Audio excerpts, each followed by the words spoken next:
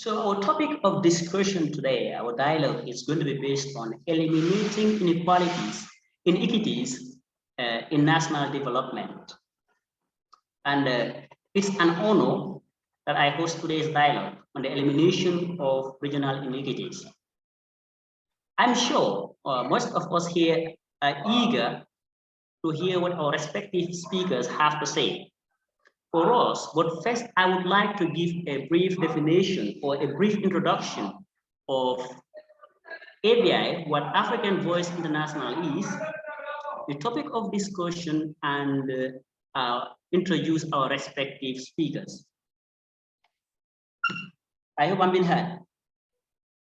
So we start by trying to talk about what African Voice International is, because maybe most of the people that are attending, this is their first time of attending such a dialogue, and it is important for us to talk to them, tell them what AVI actually means, the African Voice International. So the African Voice International is a socio-political civil society that is committed to promoting democracy as a means of sustaining freedom in the hearts and minds of Africans in the continent and around the world.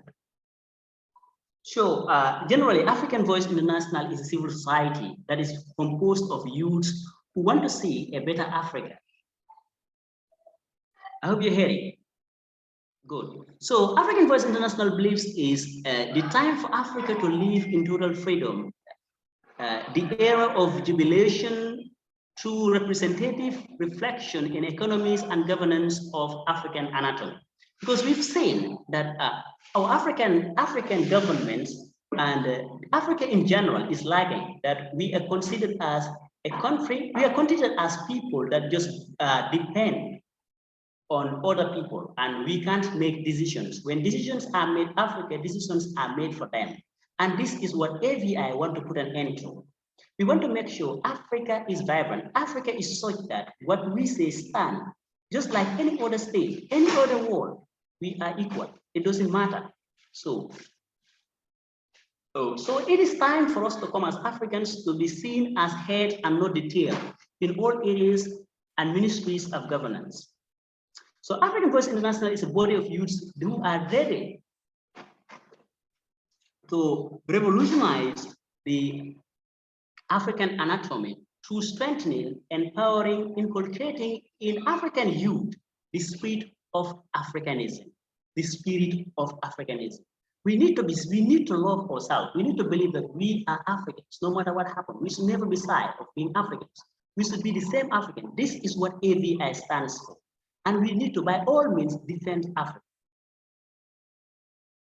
So, and eradicate in them, like there is some philosophy, some things that are taught in us, that are inbuilt in ourselves, like that we believe like we are below standard of other people. The superiority and inferiority, like we feel inferior, such that everything is done by others. So African Voice International wants to put an end to this. So how do we want to do this? We want to do it through empowering and inculcating in youth the spirit of Africanism and eradicating in them the false belief that demoralize and demean them of the right to be creative, to lead, to make impact, take action, and cause freedom in Africa. Generally, we want to make Africa a free state, a center that everybody is interested in. Like, let it be in the form of Africa being looked up onto, just like we're looking up to other countries. For example, the United States, everybody wants to be called a United States citizen. We want to make Africa such that everybody wants to be called an African. That is AVI. So African Voice International seeks to be an international body that empowers African youth to express their ideas and views and contribute meaningfully to development and growth of the continent as a whole. And this is what brought us today to this dialogue, the freedom dialogue of eliminating regional inequities in national development. Because we've seen that the injustice, the ill treatment of people is causing us a lot, because that is why we are a divided nation. We have to see, how do we fix this? So that is what we are coming to discuss today. So I would start by quoting one of Nelson Mandela once said, shortly after becoming the first democratically elected president of South Africa. He said, Africans everywhere must work together to ensure an equitable distribution of wealth, opportunity, and power in our society, irrespective of their nationalities, for an inclusive economic growth. Economically, we need to grow. How do we do that? Through the ending of inequities. So that is what we're coming to talk today.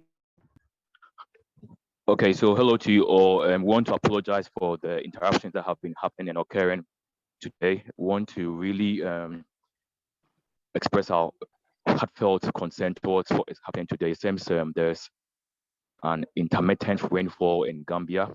As a result, the network has been interrupted in Gambia.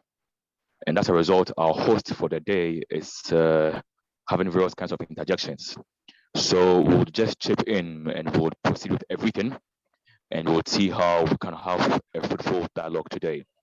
We believe strongly that we need to be relentless in all that we do to see to the rejuvenation of Africa. We believe strongly that when we are strong and we are that cause, then indeed the person we want to see in Africa for the next decade for posterity will thrive. And that's why no matter the interjections, no matter what comes our way, no matter what tries to interrupt us, we are still strong and relentless to see and hear the voices of our phenomenal panelists and all freedom giants across the global anatomy for the change we need to see. So we always champion a good cause, and we are always there for the freedom of Africa and the global anatomy. So as our host began, African Voices International is an organization that is committed towards the promotion of democratic and political freedom in Africa. We believe everyone is quintessential towards the revolutionization of the global anatomy. We believe wherever you are, whether you're an African, whether you are from Europe, you're an Asian, you are from Australia, wherever you are very quintessential towards the revolution we need. We believe that we all carry a difference towards the change we need to give in towards the society. And we believe that Africa, we don't believe, but we see Africa as being left out from the anatomy, and we believe there's a time for Africans to be rejuvenated towards the cause we need to see towards the formation of a better global anatomy. And that's why we always have dialogue towards reinstating the freedom Africa needs for a better posterity. So right now we have three panelists on board. We have our honorable freedom giant by name Olusola Opa Adijomo from Nigeria, from the Nigerian Anatomy, who is always on our platforms, on our pages, who is always contributing phenomenally towards the representation of the global anatomy. We also have our honorable freedom giant also from Ghana, who is the founder of Sonia Inspires, by name Sonia Laye. And we also have Angela Kura Iwasen, who is the head of African Voices International, Benue State. So she is under the president or the CEO of the Nigerian Anatomy of African Voices International. That's by name Leftist Igbonomwan here. And she is just an executive for the Benue State of African Voices International. You know, Nigeria is a very big country, and as a result, there's been various divisions, you know, to try and help in the dissemination of information in that country. So we have much more executives in Nigeria than most African countries for African Voices International. So we are glad to have all of you, and we'll be expecting a fruitful dialogue today because as we said, we know and we strongly believe that everyone is quintessential. Wherever you are, you are very quintessential, and your voice must be heard. You carry something within you. When you look at the human anatomy, when you look at the body of a person, when you see his head, his eyes, his nose, his mouth, his legs, everything, they all play a specific role. And if probably one part of the body is cut off, there would be an inefficient contribution of a physical order. That means that every part of the body is supposed to function effectively. And that's how Africa is also supposed to play her role effectively for the change we need to see. So we are glad to have all of you here. And I entreat all panelists today to be very, very, very relentless towards giving their views for the change we need to see as this program is being recorded.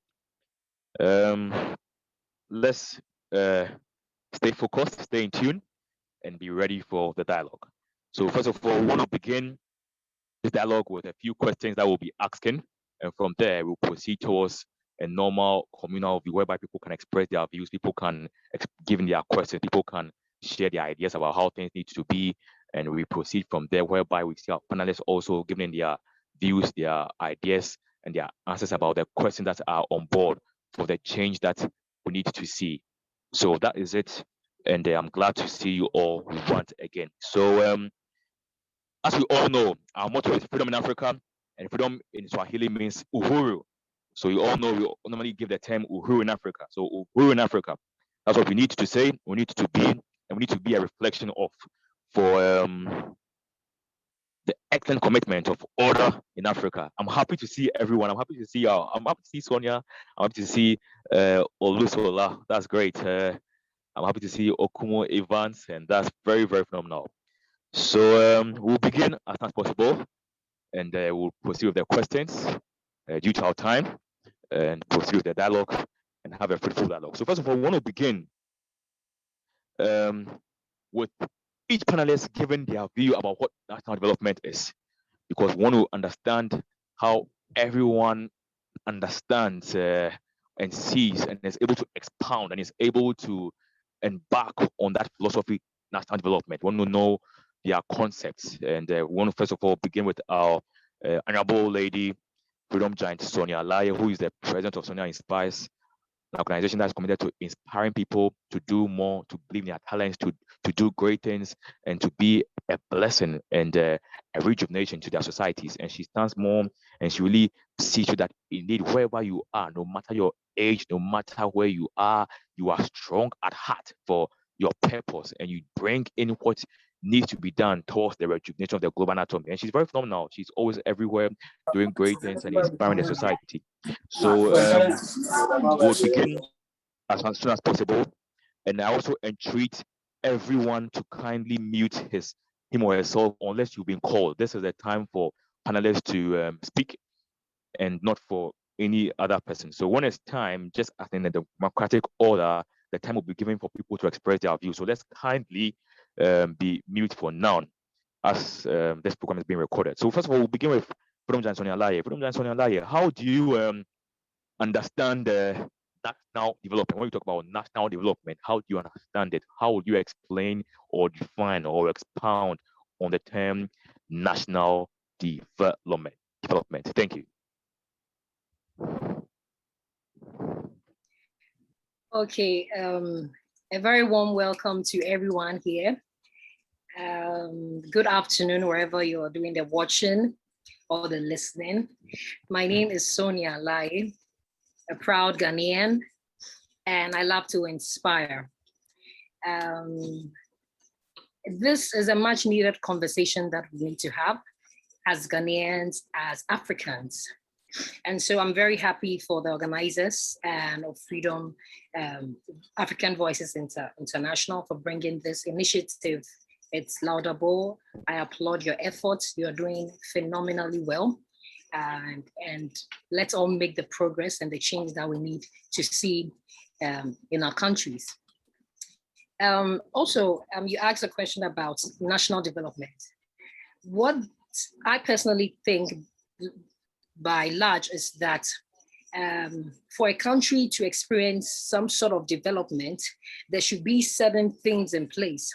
And the country should have the capacity to raise the standard of living of its people or its residents.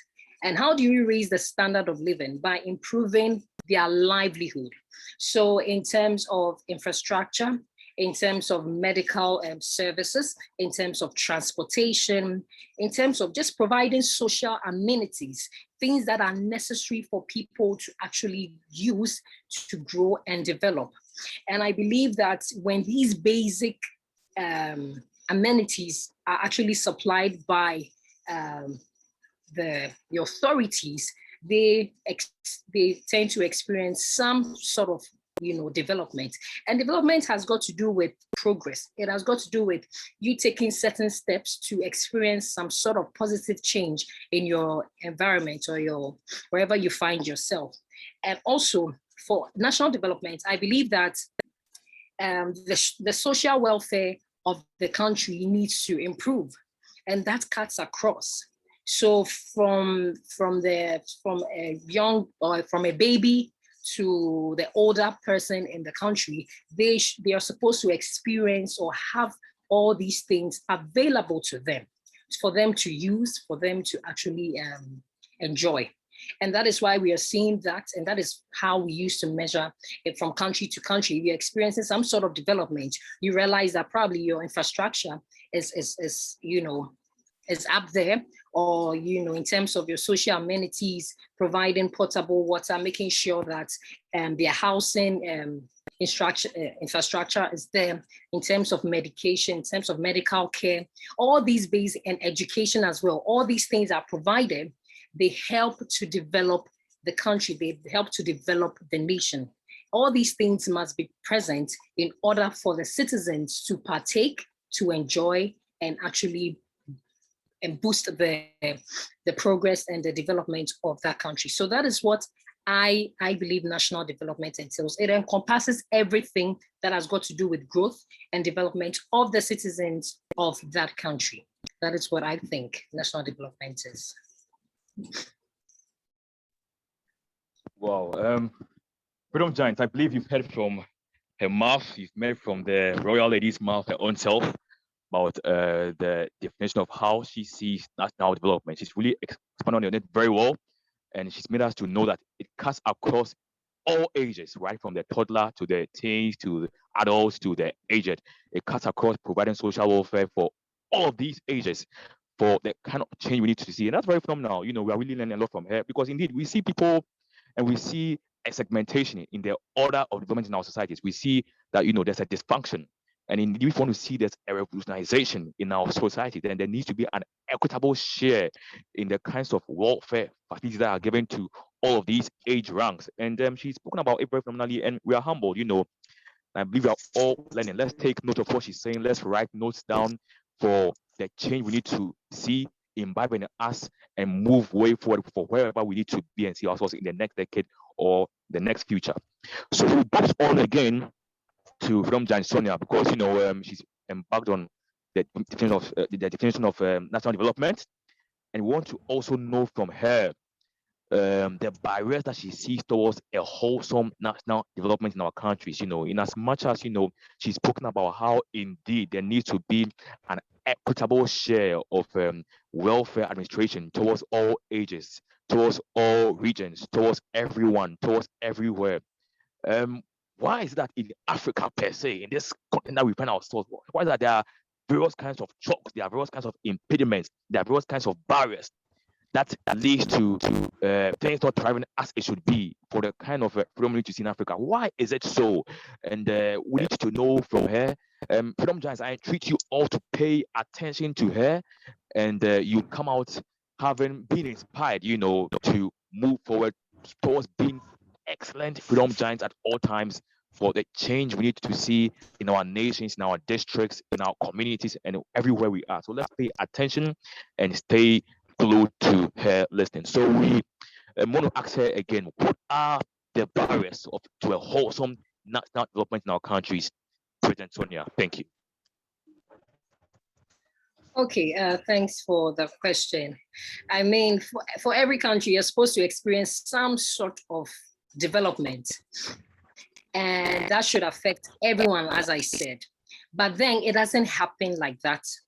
It's not something that happens by chance. It's something that is supposed to be worked on. You're supposed to work on that.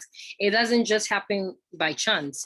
I mean, when you look at the other developed countries, they have worked to get to where they are, and their structures and their policies are working effectively. That is why they have experienced that level of development. However, it's sad that in our part of the country, or in Africa, with everything that we have, with all the resources that we have, with all the money or the wealth that we have, we tend to see that slow level of progress or level of development.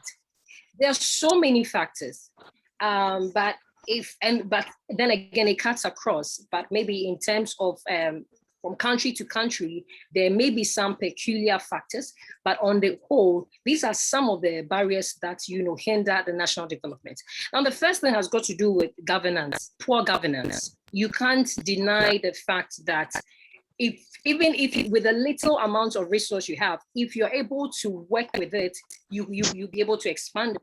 But if you don't have that right capacity or the mindset and the right attitude to manage your resources, you are not going to make any progress. No matter the billions of money you may have, no matter the wealth, no matter the resources that Africa has, if we don't have the right governance or the right people with the right attitude and mindset to handle our resources, it's going to impede our national development. Another thing has got to do with corruption. And basically, it's just misappropriation of funds. It's quite unfortunate that this is actually on top of every African country. Correct me if I'm wrong, but that is on the leaderboard. The issue that has got to do with corruption. There are so many angles of it. I just want to focus on the fact that based on certain ideologies and certain mindsets, whenever people that are appointed into position or into power, they tend to misappropriate funds and not able to use it for the national development or for national projects. This in itself is an impediment, and it's very, very, very difficult to tackle it, especially when it has gained grounds in the country. So beginning from the local level, you find some bit of corruption going there, and then it moves to the district level, it moves to the municipal, it moves to the metropolitan, then that is how it spreads. It just starts from the local level. I personally don't think that it starts from, should I say, the presidency. It starts from where the money is coming from and what are we using the monies for, and who is being accountable to our resources and the monies allocated. And if we don't have these conversations, and if citizens don't stand up to speak up for certain things, it will be thrown under the carpet, and we'll see it as a normal thing. And the moment we see corruption as a normal thing, we are heading towards doom. Excuse me, I'm sorry if I have to be very plain and honest, because corruption is one thing that really inhibits the national development. Because if you are misappropriating funds, there is no way we are going to develop. There is no way you're going to find other regions developing. You realize that there's a certain number of people who are actually doing well, and then you find majority of others not having the share of the national cake. And that is because of corruption, really. But aside that, I believe that sometimes high illiteracy rates also causes or also impedes national development. I mean, if a country hasn't invested so much on education and making sure that their citizens get the right education so that they can contribute their quota to the nation, then that becomes a problem. If you don't give me the tools and the skills that I need in order to do better for Ghana, then we are not going to develop, and that's how it starts. So if there's high illiteracy rate, there's a probability that that country may not develop. And also, it has got to do with human capital inadequacies here. It also stems from the high illiteracy rate. So if your country or if Ghana has high number of people who are uneducated, definitely they are not going to contribute to their quota. They are not going to use their knowledge, their brilliance, their expertise to help the nation. And that also affects the human capital. Now you need a human capital to actually grow or develop the country. So it works hand in hand. So that is it for the human aspect of it. Also, for generally poor infrastructure. I mean, if your road networks are bad, if people don't have accessibility to roads, people can move their farm products here and there. It also affects agriculture and all of that. Poor infrastructure also inhibits the national development. So if there are no better schools, better health institutions and all of that, the nation can't grow, because you need all those institutions to work and work well, to function and function effectively. But if the structures are not there, then of course you're not going to see the level of development that you want to see.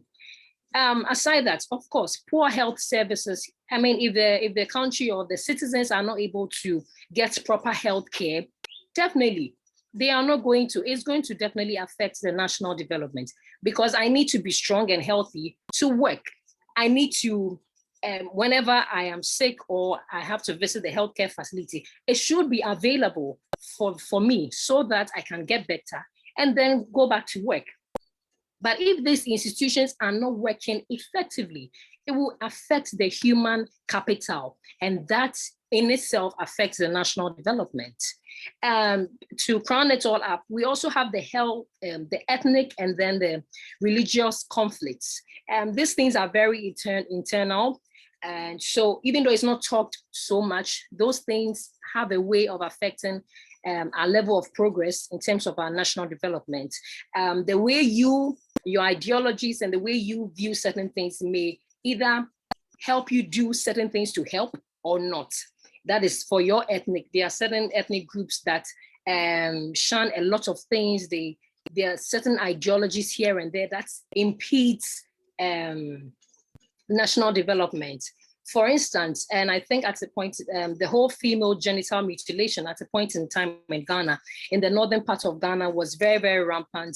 And girls had to go through that humane process and have to live with that pain and all of that.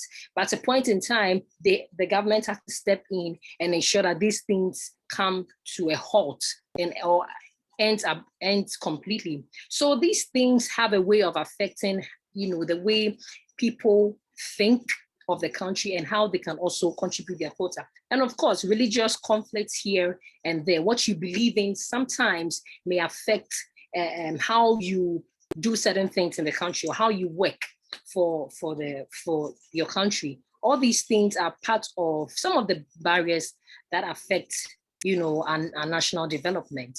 And of course, if you have other things, depending on your country and what also affects you, you can also chip in so that we learn. But from Ghana, these are some of the things that are affecting our national development. Thank you. Thank you very much, Lady Sonia. So she's spoken about corruption being an impediment towards national development, whereby people just try to just be their own selves and not try to fight for the heart of Africans, whereby people try to be individualistic, be very parochial. And as a result, the lives of many who need to progress and are depending on the government for survival are at risk. She's spoken about poor governance as well, which is also related to corruption, whereby our administrators in the nation, at state, are just, behaving very mediocrely and are behaving in a way whereby we see things not progressing as they should. She's also spoken about high illiteracy rate. She's spoken about that. And indeed, that's very true and quintessential towards the change we need to see, whereby people are just there and we find the education level at a poor level, at a poor order, things will just be as it is. We won't see any kind of progression because we need people who are with the expertise, with the right kinds of minds to rise, grow up, and be the orders of change in our societies. But whereby we are as low, we're at a risk, we are suffering, we are at a point of gross no in terms of the kind of educational people we need, the kind of graduates, the kind of skilled people we need, the kind of expertise we need, the kind of proficient people we need. Things will always be at a norm. So it's about time we need to ensure that wherever we are, we have the right people. I won't talk much because I'm learning my own thought from all that she's saying. So we'll just go on strongly right now to our own freedom giant, Olusola from Nigeria, who is an administrator for the national security system in Nigeria, and who helps one way or the other to see to that there is order wherever he finds himself in Nigeria. So we'll box on straight to him. So freedom giant Olusola, are you there? We can see you raising your hands, and we are humbled to have you and always see you every time on the course and with a passion to see a revolutionization of the continent of Africa. And we are very, very glad to have you on board today. Want to know from you, you can unmute your mic so that we can hear from you clearly and you can ask the question that you feel, and you can, continue with your point, your view. That should be progress on from the question we ask you. So please unmute your mic, then we progress and speak to you.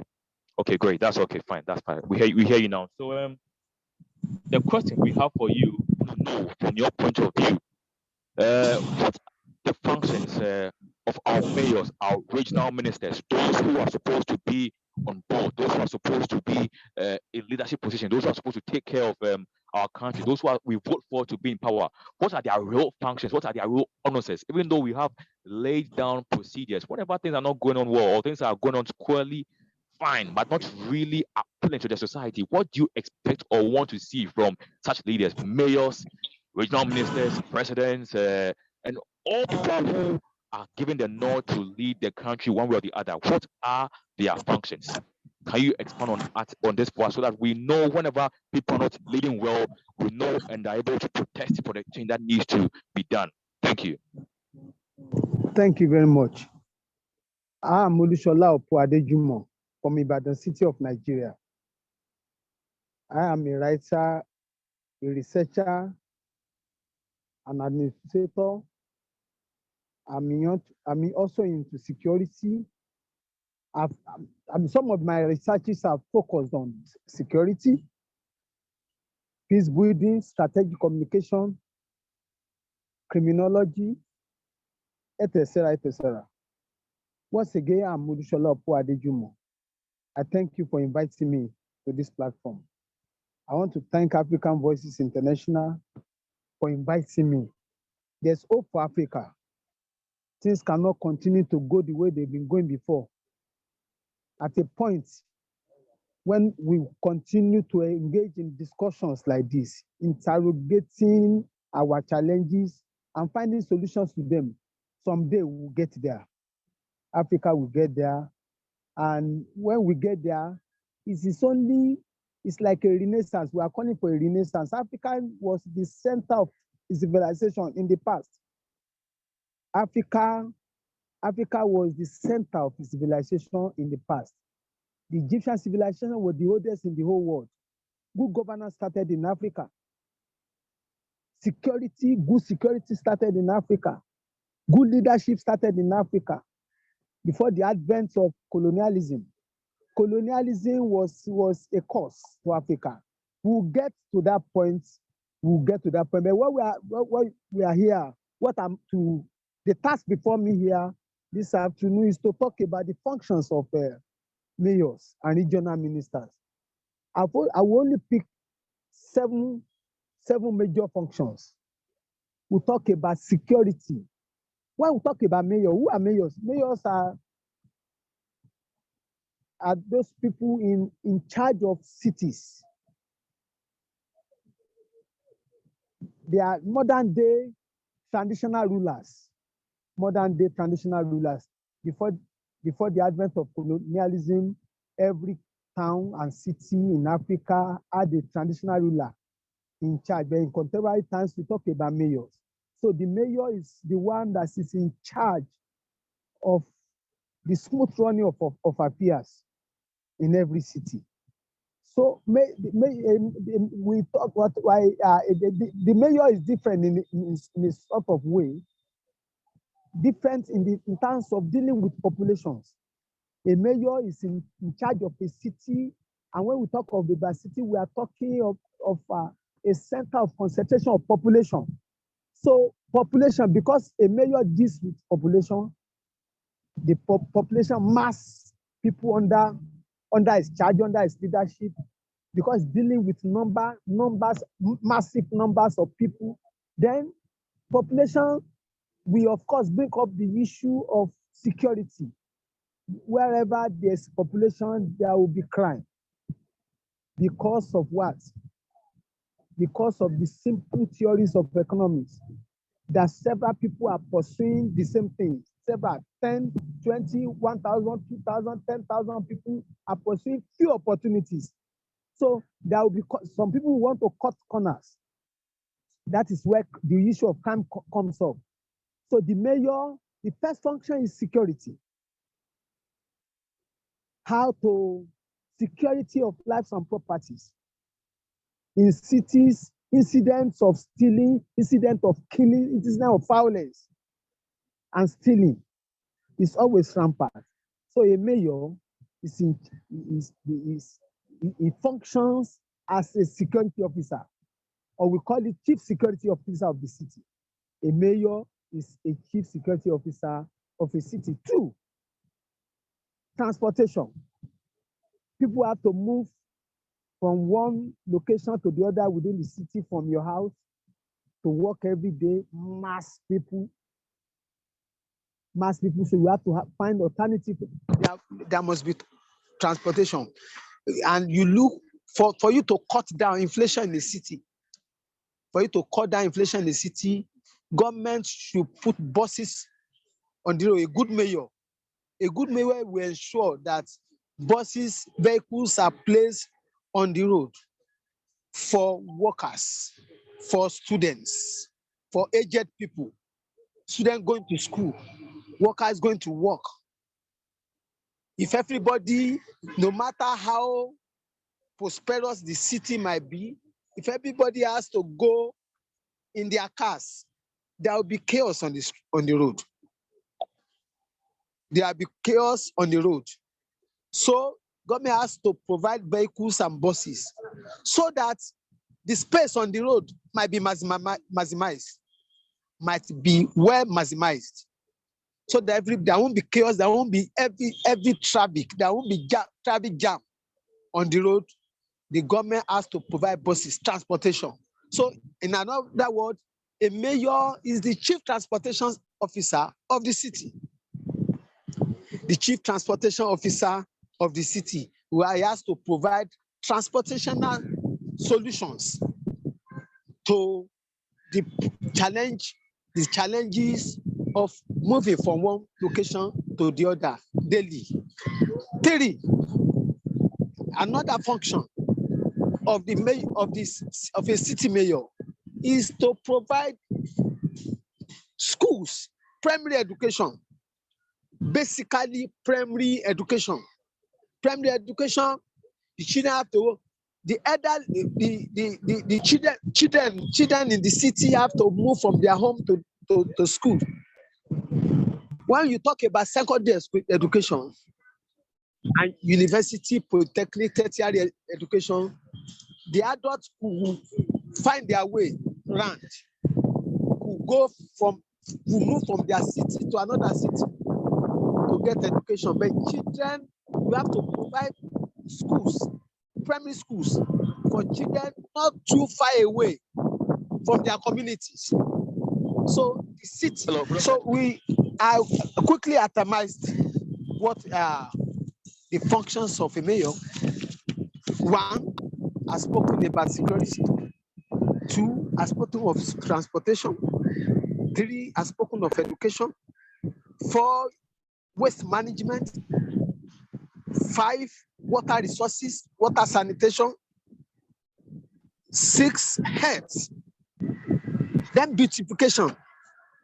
It is the duty of the city mayor to also beautify a city. So that is basically the functions, in major category, the functions of a city mayor. Now, what are they supposed to do in our cities? That's the function. And again, regional ministers are to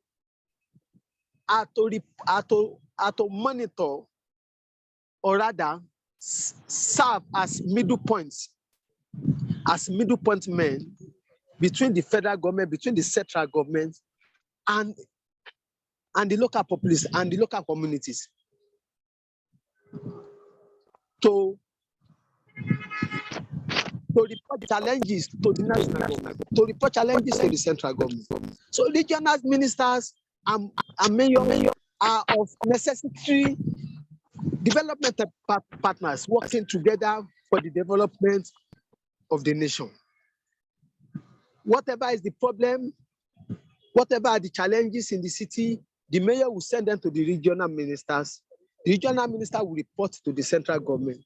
And those ones that are beyond the budget, beyond the financial capacity of the mayor, will now be addressed, properly addressed, more effectively addressed, more efficiently addressed by the central government. Thank you. Thank you very much, Freedom Yes. Giant Olusola. You've simply, from all that you've said, made us know clearly that, the functions of these leaders and people who are put in handling national arrests are supposed to be into called parents of our societies, and they are supposed to spearhead the facilitation of the progression of developmental agendas wherever they are. And from what you've said, it simply denotes the essence that, you know, our leaders don't have to be consulted for reasons why things are not going on well in a particular society, in a particular neighborhood, in a particular town, or not. They should be proactive at all times and see to the facilitation of agendas wherever they are. He spoke about transportation, about security, and seeing to that indeed things are going on well for our people, and that's very clear and precise. And just like how our Honorable Phenom Giant, Lady Sonia, also spoke. I think we have Honorable Angela Iwasan here. Honorable Angela Iwasan, if you're here, can we just hear your voice and we proceed with the dialogue, please? Mm-hmm. Okay, fine, great. Good We are glad to. evening, everyone. Good evening, Freedom Giant Iwasan. We are humbled to hear from you and to know that you are around and to know that Benue State is also doing good. We are doing an amazing job in Benue State, you know, always on our platforms on African Voices International Openness. We have to commend you, and we are all humble at all times for what we see, for the kind of hearts that people want, not only for Benue State, but for Nigeria. And even though we don't have majority of them here today, we are glad to have you today on board and for you to represent them and share your views about eliminating regional inequities in national development. I want to ask you on the first question, what you understand by national development and how you'd also define functions of our regional ministers and mayors and those that we put in charge of our nations to handle projects. Thank you very much. Yeah, thank you very much, Mr. President. Thank you, all African Giants online. I really appreciate this platform, and we're doing everything possible on our end to make sure this project stands and it works.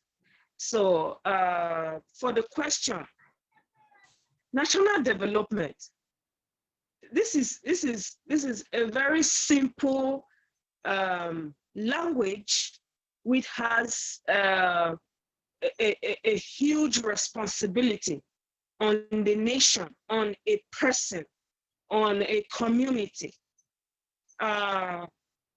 National development is a capacity a country or a community has, the responsibility for you to raise your people from the grassroots, like Sonia was saying. You start from the local personalities to the topmost. You start from behind, not like you're starting from the presidency. You start from the local government. So national development is the capacity of the country to raise the standard of a living, to standard of living of its residents, where you are. You are in Nigeria, it's your responsibility as the president, as a national developer. This starts from the home. This starts from the individual. If you have chosen yourself to be a developer, you have that responsibility to bring out your people. So, as I was saying, development means growth. The growth, the progress, the positive change of a nation. That is what brings, that is what tells you that there's development in this nation. If your growth in the nation is not well, if there's no progress, if there's no progress amongst the citizens, then the nation is not developing. National development of a nation is the ability to improve on the life of the citizens, the living, how they live, how the natural resources are shared amongst the inhabitants of that nation. National development is the progressive transformation of the economy, social and political structures of a society from relatively less complex. Your progress should be less complex. There should be transparency.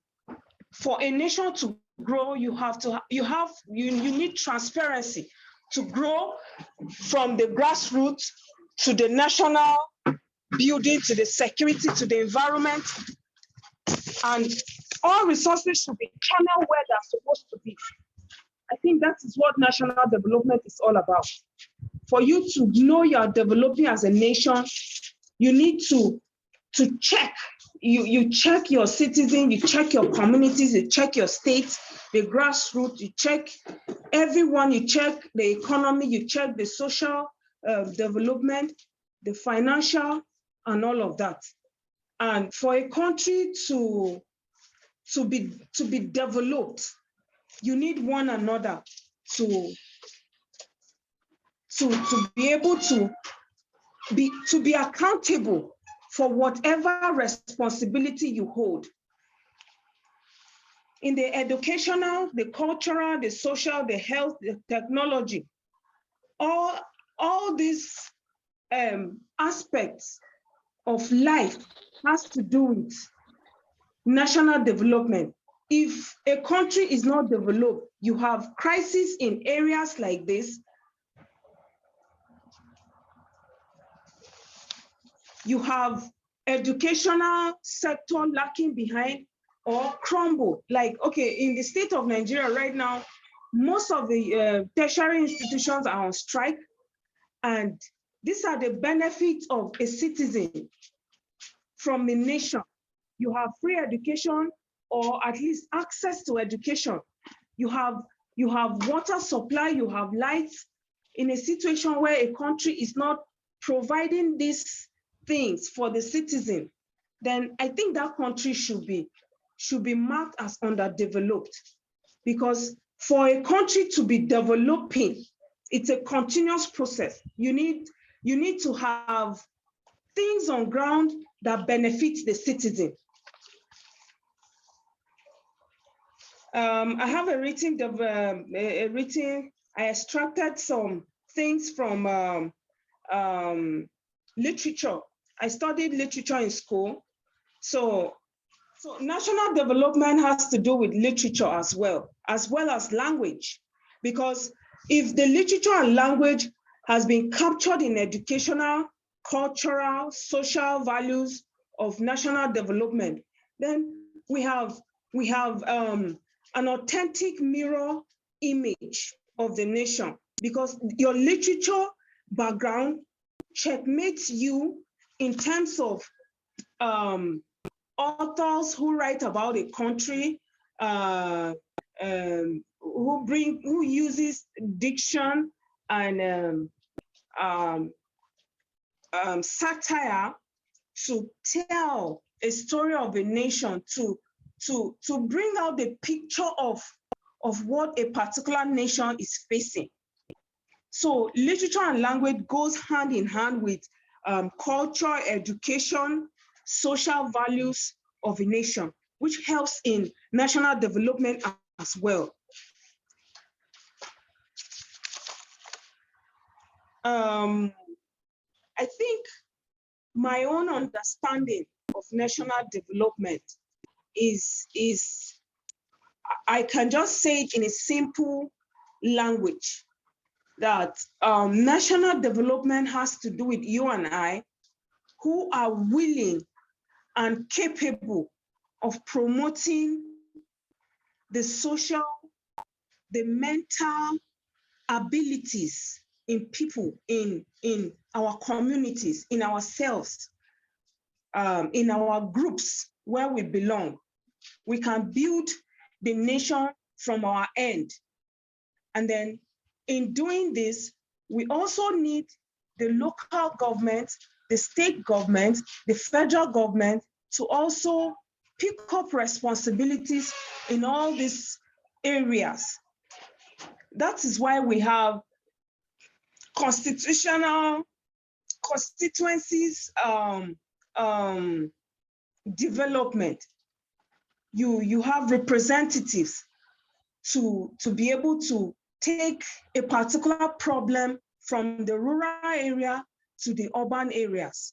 You have a problem of a bridge, you report it to the local government, you report it to the state government, you report it to the federal government, and responsibilities are shared. And at the end of the day, you discover that we are in our own little way developing our nations. Thank you very much.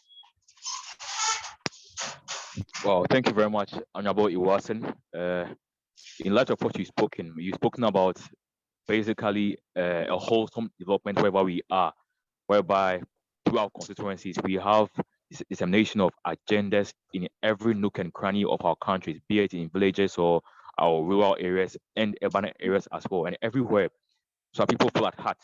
I want to ask you again, why, with all you said, why are attentions only focused on our cities, and on our villages? Why is it that you come to Africa and you see that indeed there is a haphazard shape of development across our nations? You see that you go to, for example, you go to Nigeria and you find places like Lagos and Abuja and all these places very, very, very phenomenal. And you go to other ends, you go to Uganda, you go to Kampala, you go to Johannesburg in South Africa, you go to you go everywhere and you see things. You go to Banjul in Gambia, wherever you go, you see most of the capital cities in very good shapes, in very good situation. You come elsewhere, you go to the villages and you realize that no, they are worse off. There's nothing to lay off as a part of the nation. You ask yourself, so is this part of the nation? It looks like a totally segregated place apart from the nation. And you ask yourself, why? Why are things like this in our countries? Why do we see an inordinate situation like this amongst the governance of our countries for our towns and cities relatively? Why? I want to know from this. Thank you. I think this has to do with perspective. Your perspective about living in a thatched house and living in a zinc house. Okay, like here in Benue, precisely. Our state is you find those kind of places in Benue. One, because we have very that Benue State is we have people who believe that living in a thatched house is actually more conducive than living in a zinc house with AC and all of those, you know. So it has to do with perspective. We, the Benue people, we believe, like, well, those species or era of people are actually old now, and we, the young ones who are now growing up, we, you know, your level of exposure tells you to have a change of environment or a change of plan on life or things like that. I think that's where I will be talking about your level of exposure. Our parents used to believe that you wake up, you go to the farm, you come back, you cook, you eat, you sleep. And then we are now in school, you have traveled to South Africa, you have traveled to Cameroon and all those neighboring states.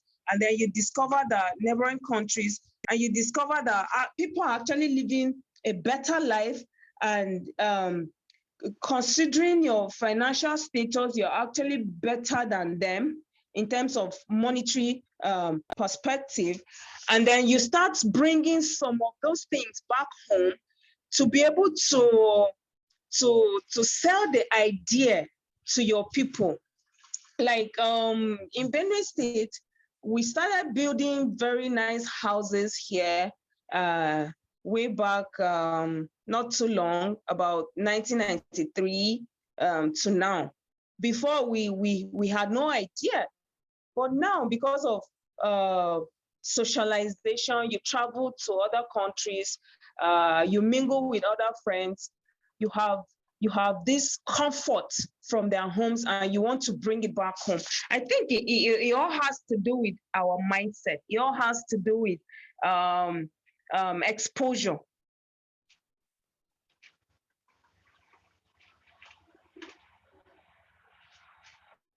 Okay, but in as much as it has to do with exposure, we have leaders who have gone through all it takes to be proficient enough to see to a balanced development wherever we are, but we still see that they contribute only in urban areas and only in places whereby we have our ministries and we have our head councils and we have our government authorities functioning, but they give less attention to villages and rural areas. And why is it so? You know, from what you are saying, from what you are talking about, like in Benue State, which is a place which is very wealthy, you go to other places and you see that no, there's a great difference. You know, right from Yaoundé, right from Lomé, everywhere, even in Accra, we see that great attention that is given to these places. But you go elsewhere and I don't know the villages in Nigeria, but you go there and you realize from research, you look at pictures,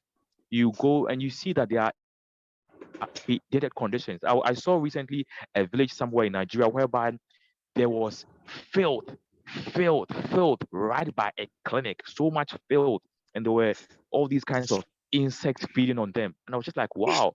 And we have leaders there, so we just want to know. And it's not only in Ghana, it's not only in Nigeria, it happens everywhere. In Ghana, no exception. It's everywhere. But why are these things happening? Thank you. Yeah, well, I think our leaders in Nigeria have a huge problem because in Nigeria, our system of government now presently, once you come on seat, all you do is embezzle. You embezzle and then you take to the foreign countries and invest instead of investing in your people. We have a huge problem in Nigeria. Okay, like right now in Benue State, we have no employment, we have no factories or companies moving, we have no SMEs, empowerment, you know. So you power is bestowed on the person who has money, who is in charge of money rather, because like our governor here, well, it's very unfortunate, but I bidded for a contract and I later discovered that I heard things, I'm not sure if they were true, but I heard that the governor said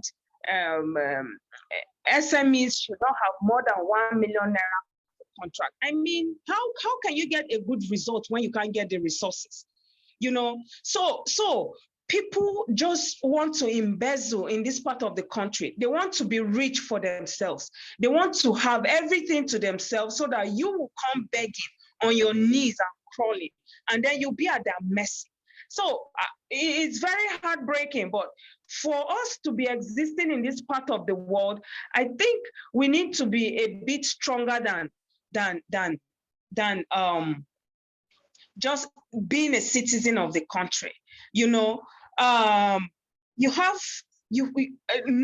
a governor is supposed to come on board, bring your team of workers, develop the country, develop the rural areas, of course, like you're mentioning. But in this part of the world, it's very unfortunate, and you can't impeach them. Why? Because they have you have been bribed over and over and over, and you have nothing to say about it. And a common man cannot speak out, because the moment you do, maybe you are shot in the leg or in the head. So it's very unfortunate. But with like minds, we have a few good persons who are willing to fight for this country, who are willing to fight for their states. And we're looking up for that day that change will come and will come real. Because when they're seeking for leadership, they can lie down for you on the floor just for them to get what they want. And the moment they get what they want, they have no idea who you are. And there's a federal government project that is supposed to lead to build a dualization of roads to the rural areas and then to the linking states. But the project has been held down in Benue State. I don't know why, but they give you one reason or the other. They say rumor here and there, but the truth of the matter is other states are doing the road. Why does it have to stop in Benue State? You know, it has to do with your leaders. And once a leader is not ready to listen, you just guide them out of that tenure. And then you hope for a better. This is not supposed to be a hoping thing. We're supposed to be taking action. We're supposed to be moving to achieving these goals. But I mean, who wants to be killed? Once you speak and your name is mentioned, they find you, and you know, it's very heartbreaking. But the truth of the matter is these things are happening and you're not allowed to say them. You're not allowed to talk about them. And then when they hear you discussing it, finding a solution to it, you're taken to the higher authorities and something bad might happen to you. So everyone is scared. All the freedom fighters have shrinked. Most of them, like we used to have writers here who would write about the bad governance. And then before you know it, there's a knock on your door and you're beaten mercilessly. Some people beaten to death, some people half dead. And then you wake up the next morning, you won't want to dare it. So these things are happening, but we need actions. We need, well, I would say we need a coup, but this is not the only way to go about solving problems in a community. But seriously, it's very annoying. I personally, I don't agree with this because this is injustice. You can't speak out, even if they're hurting you, even if they're doing the wrong thing, you can't speak out. So I think Africans, I think Nigeria, Benue State, or wherever we are, we need people who, we need a good governance. We need a governor or a president who should reach out to the grassroots and not just embezzle money and take trips out of the country. No. Thank you very much. Well, thank you very much, Honorable Iwasen. And you've spoken clearly about how, you know, indeed, there has been a shut on the mouths of people who want to be agents of change in our society. People feel there's a need for things to be done. They want to voice out their views. Yet, there's a threat on them that if you dare open your mouth, if you want to bring in a consultation for a needful change to be done, you're going to be found yourself dealt with very vulnerably. And these are things that are going on, whereby people have been muted, and as a result, there are unequal developments wherever. So you find people living in abject poverty, you find people living in bad situations, and you also see others where you find our MCs, our district heads, you find all these leaders living in very suitable conditions, and this is very, very, very, very, very threatening. In the same time that we see all this, we believe that as freedom giants, for example, this is our year of rejuvenation, as we all know, we have to be relentless. We have to fight the battle, and we have to stay strong and say, no, nothing is going to be an impediment towards the change we need to bring. We are going to stand tall and bring the needful change for Africa to rise. And as we don't mind whatever we go through, we will always stand in for the change. And as you all know, freedom giant leftist Igbonoman here was assaulted for trying to just consult one of his MCs while things were going on that way in Edo State. He was assaulted, but he's come back and he's relentless. And I really commended him. He's not here today, but that's what we need to do at all times, to be relentless freedom giants at all times, and proceed on the works of people like our dear Lumumba, we are seeing people like Thomas Sankara, and great freedom fighters who have stood in the gap to see to that indeed there is freedom wherever we are. As freedom giants, we conquer. We don't just settle for less. We stand tall and see to that indeed things grow on well. I can see a chat from Honorable Watama Wycliffe, who is the Deputy CEO of Uganda Anatomy, saying the discussions here is very insightful and studious. Regional inequality detests national-wide interest and therefore undermines national development. It's a form of identity politics. To me, the regional demarcation shaped by colonial at time at the time alongside ethnic identities have resulted into ethnic politics, and regional politics are finally on equal development. The national leaders serve ethnic and regional agendas than public good. National patriotism has been undermined, and that's what is killing us. We need to stand up and rise up again for the good of our nations and forget about being individualistic, because no matter what, we are all going to form in as an anatomy to change the course of our nations. We find our children marrying another person, another tribe, marrying somewhere else, and we all team to bring forth seeds. And what do we mean by being individualistic? What is the African agenda ahead? No, we want to box on again right now and want to ask Freedom Giant, our dear Lady Sonia, how she thinks that if the needful should be done, how it should be done, how we can ensure that these leaders start to rise up and promote equal development in our nations, how equal development projects can be steered and be risen up for the change we need to see. So, Honorable Lady Iwasan, Sonia, you are all talking very, very brilliant and phenomenal ideas, which are really serving as a benchmark for the change we need to see. So the names are currently just mixing up. I apologize for that. But President Sonia Laye, Lady Sonia, as we all know her, want to know from you how you think we can begin to see a revolutionization towards equal development projects in our societies. How you think that we can steer forth the acceleration of equal development projects in our countries. Thank you. Okay, thank you again. I'm really enjoying the conversations. Very, very insightful. The first thing that I think should work is that our laws must work. So enactment of laws that ensure equal distribution of the national cake. Now, it saddens me that a member of parliament or an MP, well, in Ghana, we call them MPs, member of parliament, will be very, very comfortable knowing that in his or her constituency, they are lacking better roads. They have very poor roads. It amazes me how a member of parliament should be very, very comfortable knowing very well that his or her constituency are lacking just normal water or potable drinking water. It's not there. Again, it saddens me how some of our leaders are very, very comfortable knowing very well. It's a different thing if you are not represented, or maybe your constituency is fine, they are already thriving.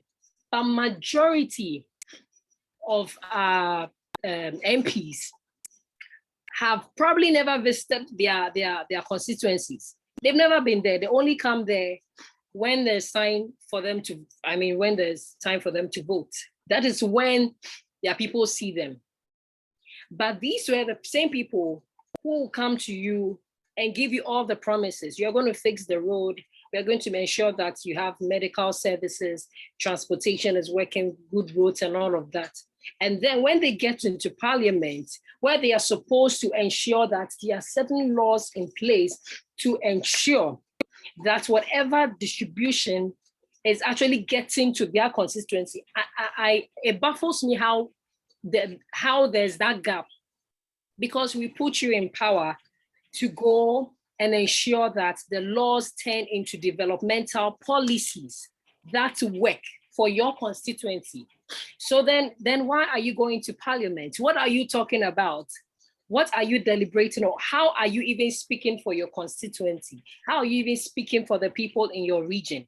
What is it? What are you communicating? So I think it starts from them, because of course we all can't go to parliament. We all can't, do that. That is why we put our leaders there to ensure that the issues that are happening in the local level, they are able to translate them into policies that will help us.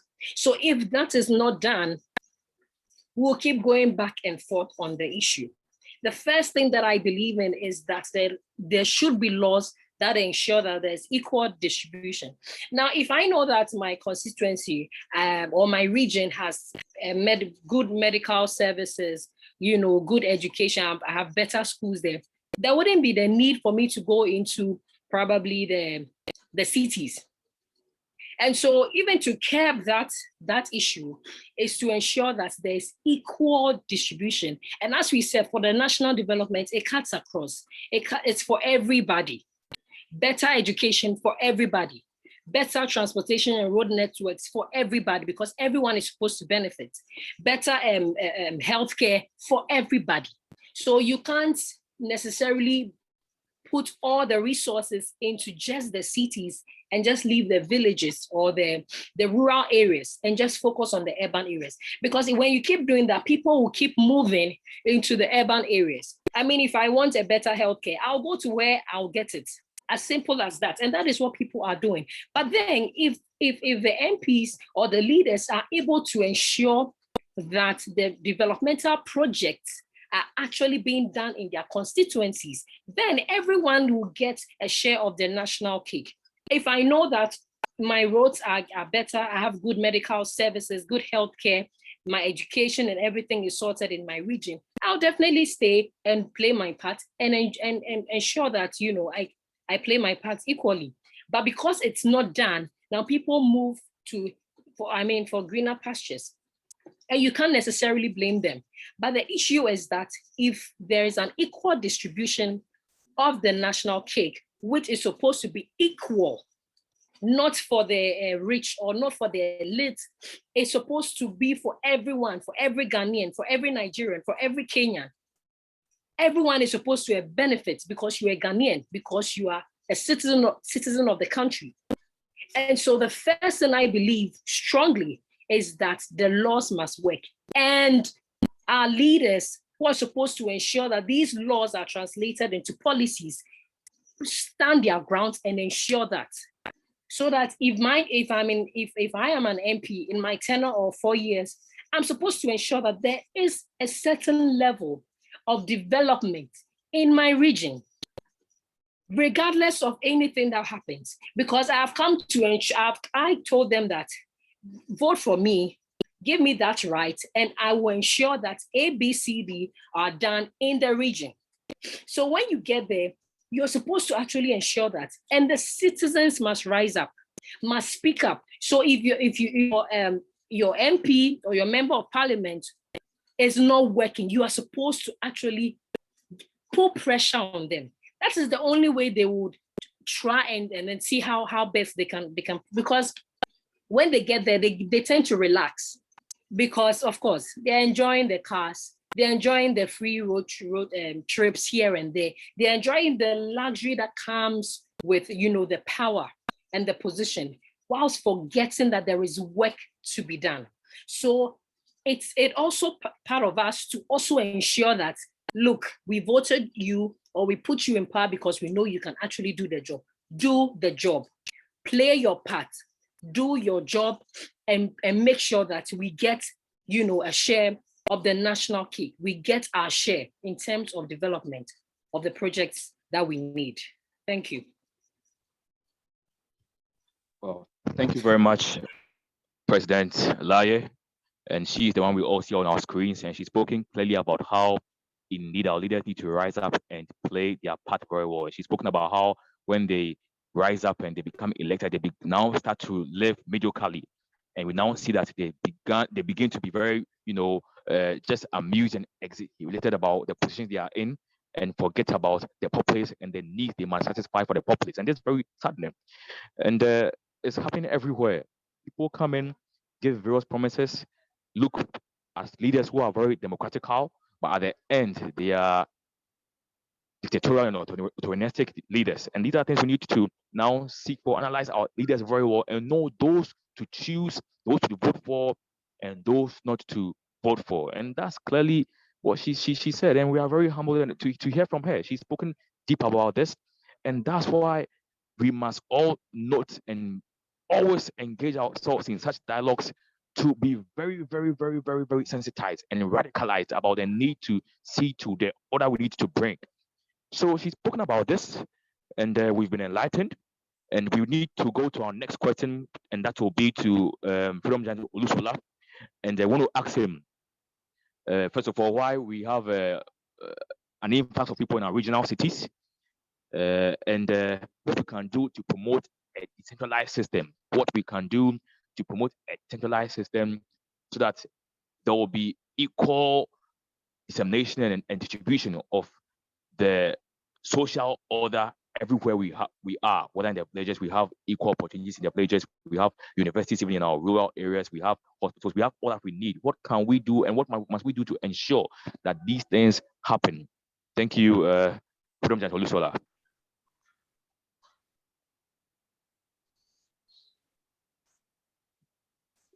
Okay, so as before he comes in, we're on the dialogue topic by name, eliminating regional inequities in national development. Indeed, it's so not kind of, to put it, a surprise to us all, know that indeed Africa is filled with regional inequities. And as a result, there's always an influx of people at various areas, and there's just a minority and a low concentration of people in our villages and in our rural areas. It's very, very saddening. And as a result, we see an unequal distribution of things wherever we are. We see projects in our urban areas, and we see low attention given to our rural areas. And these things are things that needs to be sorted out so that wherever we are in posterity, in future, we can see that indeed our nations are well groomed and are well administered. We can see that no, even if your grandmom in the village is to fall sick at the point of death, she doesn't need to be rushed onto the hospital in an urban area. By that time, she would have died, but she could just go to the hospital just at her end because they have quality doctors who see that indeed the systems are well and will not want to move to another end for better sources of remuneration, but they also see where they are as their heaven on earth there.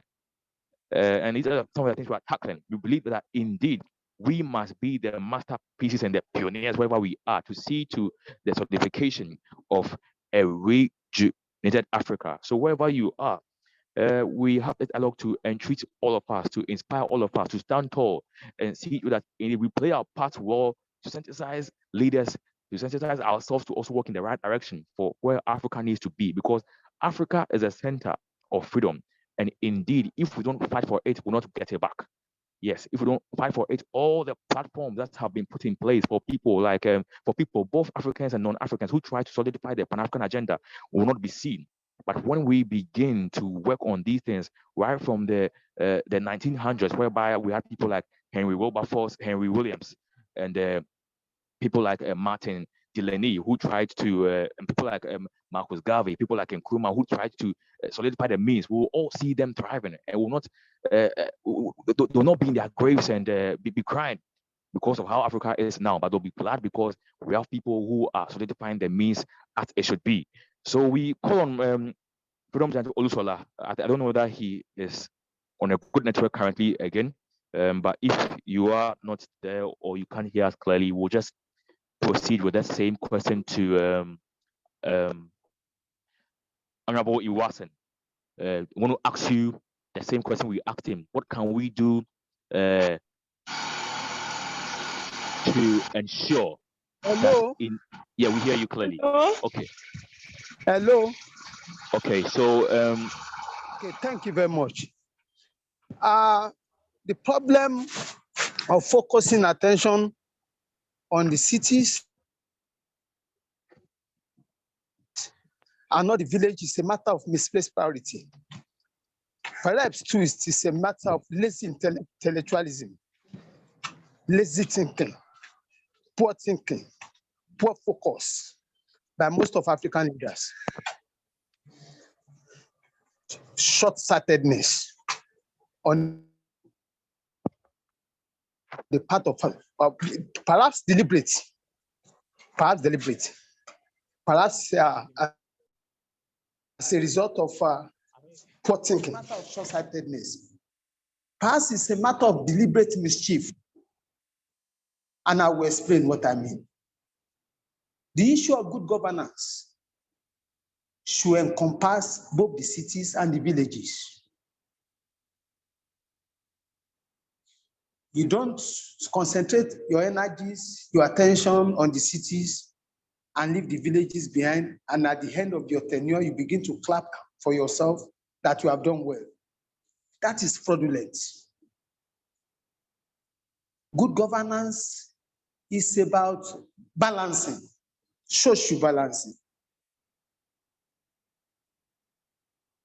No matter how lean your resources might be, you share them proportionately, proportionate for proportionate development, proportionate focus. You have a mandate to do well in the villages as well as do well in the cities as well as the villages. That is the only way you can sit back at the end of your tenure, take a little few steps back and look at what you have done, your performance over your tenure of years of tenure, and say you have done well. But here in Nigeria, and a few other countries I've visited in Africa, there's this fraudulent perception that your performance, your achievement in the city is the only one that the international world will see. It is only your achievements in the cities. People will not bother to go to the villages to see what you have done. And it is the problem is as much as the problem of people living in the rural area. We do no longer have active citizenry in the villages. Perhaps too, it is the result of what the government have done to cripple life in the villages, so that I'm promoting voices as well. So that when you cripple active life in the villages, you muzzle their voices. Even if there's no good government, they do not have the media, they do not have the means of letting the whole world know that they are suffering. But in the city, the moment they don't have lights, they go the next day, the next thing is protest on the street. They don't protest, there's no protest in the villages. They do not have the means. They are busy on their farmlands. They are poor. They do not have the power, the capacity to embark on protest. And fraudulent African leaders, corrupt African leaders who think they are smart, have clever African leaders who say, oh, it is in the cities that the votes are. One, their votes are in the cities. The cities has population. If I don't do well in the city, I'm not going to win a re-election. My party is going to lose face. My party is going to lose strength. My party is going to lose support. But if I don't do well in the villages, the people are always on the farmland. They don't have time to even monitor or access my government. So it's fraudulent. That's fraud. That the fraudulent aspect of governance here in Nigeria and other countries of Africa, that they are calculating. Oh, let me leave the villages. To the extent, I know some villages here in Nigeria that the villagers cannot come to the city. The roads are bad, completely bad roads, broken bridges. Perhaps I may have to say at this junction that here in Nigeria, what we are facing here is deteriorating quality of governance. It was not like this in the past. Our leaders in the past concentrated on the villages because they knew way back then that it is the village. It is the village that sustains the cities. It is the villages that sustain the cities. How do I mean? It is in the villages that there are farmlands to provide food and sustain food security in the cities. It is in the villages that you have other resources outside agriculture. We're talking about solid minerals. It is only in the villages you are likely to find solid minerals. It is in the villages you find sources of water resources. It is only in the villages that you are able to get manual laborers. It is in cheap means of labor. It is in the village. It is in the villages that life is sustained in the cities. So in those days, they will take care of the villages. And of course, when you take care of the villages, you are taking care of the cities. When you look at the social, however, we may look at this issue from the other side, from the argument of our leaders, of our contemporary leaders in Nigeria and other African countries, that the challenges are more in the cities. That is true.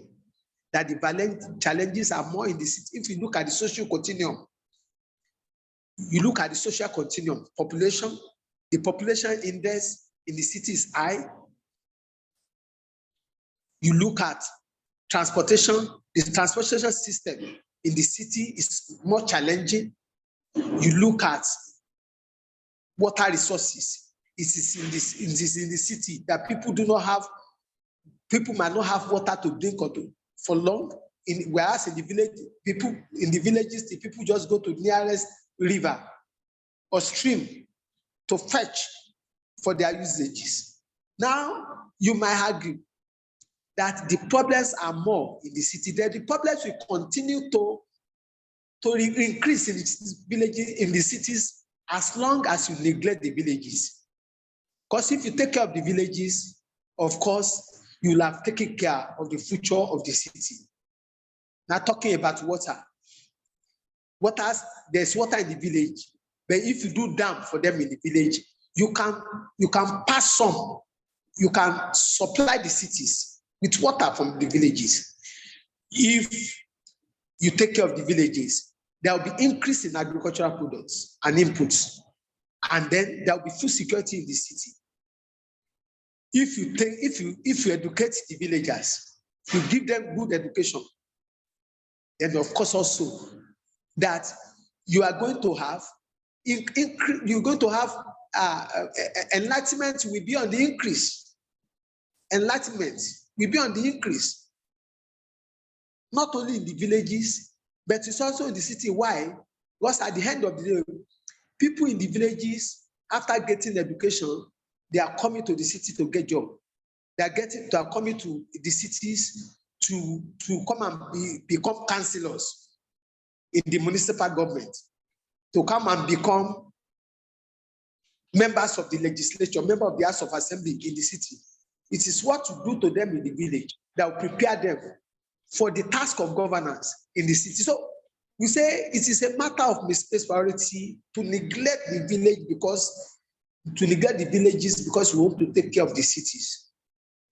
And the rural-urban migration will continue to be on the increase, and then you will have been complicating the already difficult task of governance in the city. What do I mean?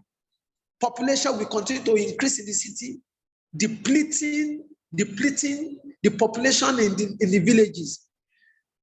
As more as you continue to develop the cities at the expense of the villages, you are increasing the problem in the city. Thank you very much. Thank you very much, Freedom Gentle Olusola. This is also enlightening, and it all, gives credence to the kind of democratic order we want to give. That everywhere is quintessential, and how our hometowns and our villages where we were birthed from must be given that kind of significance for the whole nations, for every part of our nations to be very, very credible as indeed a nation, and not just a part, but a nation that can be codified with that kind of status. Because if we don't treat our hometowns and our villages well, then we're not codifying the value of our nations. But when we treat our hometowns and our villages well, then indeed we can even bear that footmark that yes, we are nations. We are rounding up, and before we round up, we'll just have about 2 questions before we all box in with our views and questions to the panelists who have brought forth their ideas and views. So our last 2 questions will be given on to President Laye and Honorable Iwasen. So the next question that we have here, first of all, we just want to ask Mr. Olusola one question shortly before we proceed on to our next question. And that's what we want to ask him, whether he thinks that it is worth it to have our ministries in different regions based on where that area of ministry flourishes, or this should all be at a particular region. maybe the capital region? Do you think maybe, for example, if maybe gold thrives in a particular region in a country, that the Ministry of Natural Resources should be there, or all ministries should be in a particular region? How do you think the location of our ministry should be? Should they be cut across our countries, or they should be in one region? That's just one question we just ask you before we go on to the last questions and we round up. Thank you. Location of amenities, you mean? Yes, please. The location of our ministries, the heads and the governing authorities of our ministry, should they all be situated in one location? Okay. Well, here in Nigeria, all ministries are always located in the same place, in the government secretariat, in the state capital, at the state capital. But it is not always the best. There is a concept in developmental psychology. There's a concept, the concept of dispersion. The concept of dispersion. Intelligent leaders, people like Sankara. We have intelligent leaders here. We've had about 7 of them here in Africa who are so brilliant in governance. We talk about Thomas Sankara, who built trees in all the rural areas, with thousands of trees. That was his focus. As he came into power, the first thing was tree planting. We've had Kwame Nkrumah, we have Patrick Lumumba, we have Gaddafi, we have Murtala Mohammed, we have Sekuturi, we have Samora Mitchell, 7 of them that have shown outstanding leadership attributes in the continent of Africa. You don't concentrate you don't concentrate ministries in a single location. For instance, how do you build Ministry of Agriculture in the city, very far away from the farmlands? You build Ministry of Agriculture in the city, in a GRA, in a government reserve area, too far away from the reach of the farmers. So how do you get feedback? What is the feedback mechanism you'll be depending upon? Would that kind of ministry be useful to the development of agriculture in his area, in his local government, in his states, in the nation? A ministry of agriculture that farmers do not have access to. Farmers need seedlings, improved seedlings that are product of research in laboratories. That ministry cannot distribute seedlings to the people. No fertilizer. If the government order for fertilizer, the whole thing is another aspect of looting. They claim to have bought so billion dollar worth of fertilizer. The fertilizer disappeared to be sold instead of being distributed as it was claimed in the budget. So a ministry of agri that is far away from the farmland, that can be to be useful. An intelligent leader will go and build that ministry of agriculture closer to the people, closer to the farmlands, with units in each village. Ministry of Agriculture, unit here, a unit there, a unit there, a unit there, all over the place. And the Ministry of Agriculture in the capital city will just be like a monitoring unit. A monitoring unit, a collation center, an administrative center, that the real facility, the facilities of the Ministry of Agri will be in each of the villages rather. So, or you talk about Ministry of Industry. Ministry of Industry, that all they do is sit down, write budgets, and share the money. No relationship between that Ministry of Industry and the factories and industrial estates. So this, we talk about dispersion as a concept in developmental psychology. Dispersion. Ministry should be sited closer to where they are needed. Again, dispersing the buildings of the ministries will also in a way create a developmental corridor. It is like opening up the entire state or nation to development. You go to a village, you build a ministry there, staff will have to live there, you create residencies for them there. You have in a way urbanized the villages. So inside the concept of dispersion is also the concept of urbanization of villages. So it is not advisable to concentrate villages, to concentrate ministries in a particular place.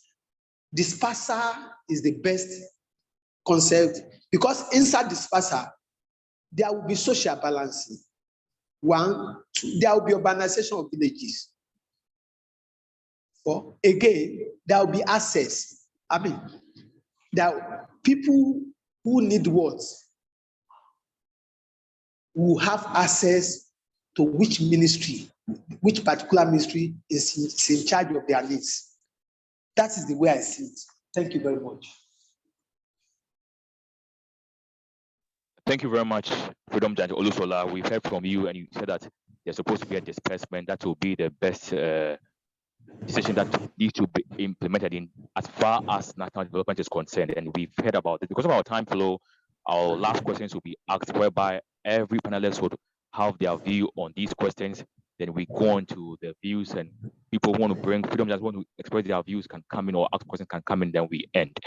I want all of us to know that we are really having a very great time because we have very phenomenal panelists who are here with us. Freedom Giant Olusola is a very active member of African Voices International, and our dear President Laye, who is the president of Sonia Inspires, is a freedom legend in African Voices International. She was the most phenomenal panelist at one of our freedom calendars in African Voices International, and that should let us know that she has very great in-depth about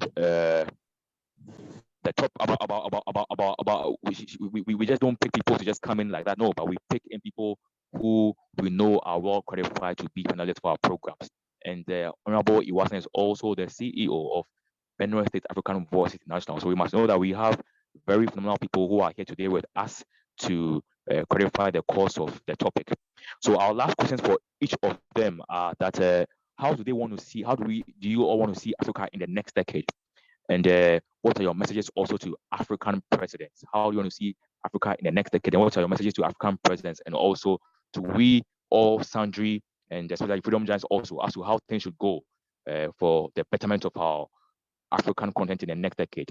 So we first of all give the podium to Honorable Iwasan to first of all express her view. Then we go on to Freedom Giant Olusola, then Freedom Legend, that's President Laye. So how do you want to see Africa in the next decade? And what are your messages also to African presidents and also to sundries all over the world as to how they should behave for a better global anatomy?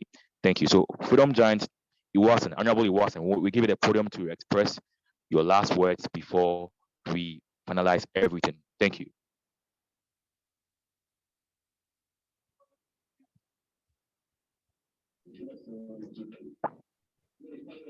Hello, thank you very much, everybody on the program. Thank you for your patience. Thank you for your contributions. I must say, Africa in the next decade, in the next 10 years, in the next existence, we must unite. We unite now or we perish. Because we have gold, we have diamonds, we have copper, we have iron, we have food, we have good land, tourist sites, we have beautiful men and women, very intelligent at that. And in the next decade, if Africa does not stand to fight for what is theirs, I think we're going to lose it. because as a freedom fighter, I believe that we are going back from where we started. So what we need now is to unite, and we need to do this very fast, is to unite instead of being busy nursing our separate states, where we can come together and enjoy our full basic and our roots. We can come together, get what is ours. Because colonization from the foreign lands that colonize our various African nations, they're actually taking more than what they have given us. And if we relax about it, like our past leaders have relaxed about it, and it's giving us a lot of problems right now, we must unite as Africans. We must unite as Nigerians and get what is ours. We must bring out a president who will rule this country in a favor of Nigerians. For crying out loud, Nigeria has borrowed and borrowed and borrowed a huge amount of money. We're living on borrowing for our country. And if we don't get a good leader to lead us out of this borrowing recession, then we're going back to colonization, where you will have your wife and a white man will snatch it from you and own her and still maltreat her. And you have your children, they can run to you and call you daddy and mommy and all of that. Because we have borrowed and borrowed and borrowed, and we're living at the mercy of these countries we are borrowing from. So in the next decade, if we don't fight for Nigeria, if we don't fight for Uganda, if we don't fight for South Africa, if we don't fight for Africa, then we're going back to colonization. We're going back to where we were slaves. The period at when we were slaves and we were dragged with chains on our legs and on our necks. And financially, we're already in that state. So we really need to act fast. And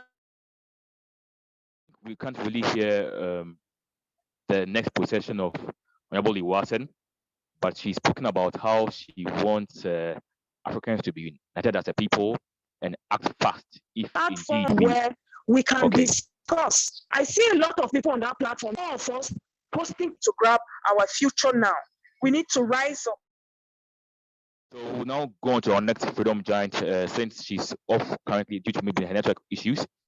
So we'll quickly go on and box on to, because of our time, we just want to hear something very phenomenal. We've heard from Honorable Iwasen. I'm sorry for the break in transmission. My network went down. Okay, hello. Thank you very much. Togetherness is a process. We need to come together as one Africa, the revolution of a Black nation, to count our rise from ashes that we are set back a long time ago, but nothing can stop us now. Come together as Africans, if you can come tribes or our culture or our traditional norms and values, we can come together as a country, as a people, and fight for Nigeria and fight for Africa, fight for our economy. We need to fight for our children. Africa needs its economy back, its politics back, its culture back, its language, its patriotic voice. We need to come together. That's the only way we can achieve our tomorrow. If not, in the next 10 years, Africa, Nigeria, as the giant of Africa, will be counting more losses than gains. So this is the time to act. Thank you very much. Thank you very much, Honorable Iwasen. I want to hear from President Laye about how she wants to see Africa in the next decade, and her message also to President and also to all sundry as to how we should all interrelate and behave towards seeing to a positive next Africa? Thank you. Okay, thank you very much. With everything that has been said and everything that is going on in Africa, in our countries, I personally see hope, especially in terms of so many businesses that are African owned. And I get so proud. I watch a lot of documentaries about lots of farmers, people who are going into agriculture, people are going to real estate, opening manufacturing businesses here and there, and trying to contribute their quota to the national development. And I see it, I feel very, very, very proud. I attend a lot of seminars of that sort, entrepreneurship, young people trying their best to ensure that they get to do and play their part. And that is the way to go. I see that if we are able to transition, even though it feels like it's a slow pace, I believe that we are still taking that step. And when we work together, as our ladies said, we can achieve more. I mean, I should be able to pick inspiration from the Nigerian, my Nigerian people. I should be able to pick inspiration from all other African countries who are doing amazing, and their presidents are helping them. The economy is booming, is working. I should be able to pick inspiration and learn from them. And that is my message to the African presidents.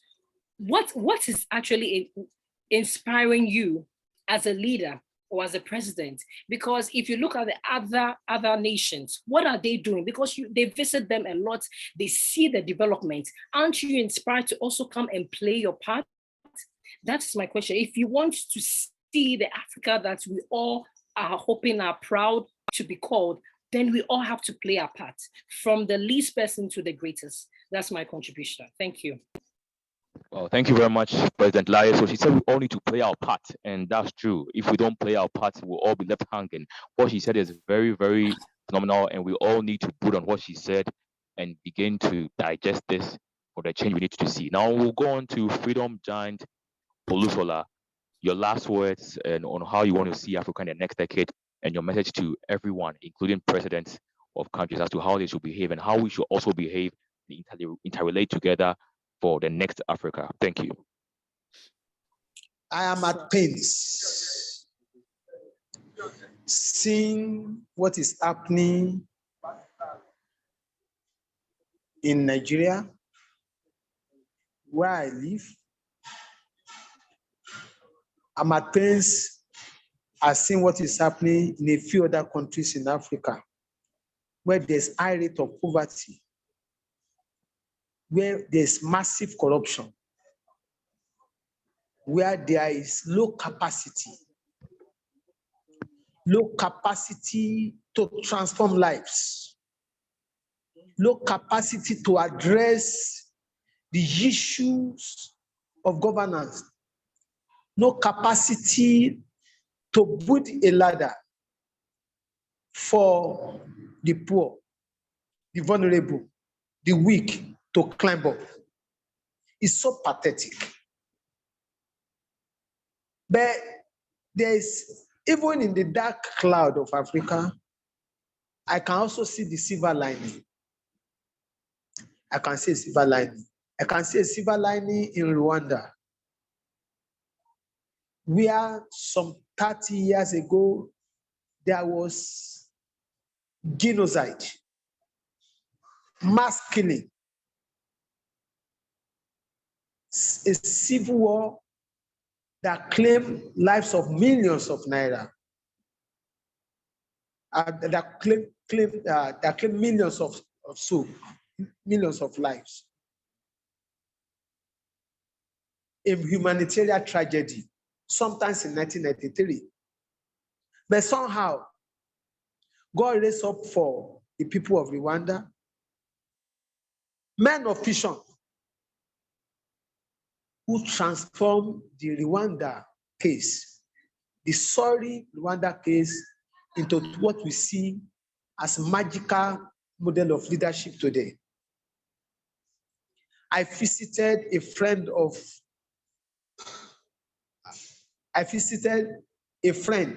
of the late Cuban leader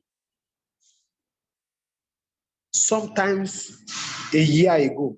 one of his friends. And the man told me, the man is a comrade, a socialist, a socialist, a communist. He lives here in Nigeria, here in Ibadan, in Nigeria. I visited in his house about a year ago. And he told me, Shola, see, there's hope for Africa. And he spoke of dialectics, that a time will come that the poor will come together to fight the strong, to fight the powerful, and secure life and future for themselves. He told me, Shola, look, a tree can make a forest. What you need in a nation, in a country, is one man of vision, just one man of vision. That one man will inspire others to do the needful. He said, a tree can make a forest.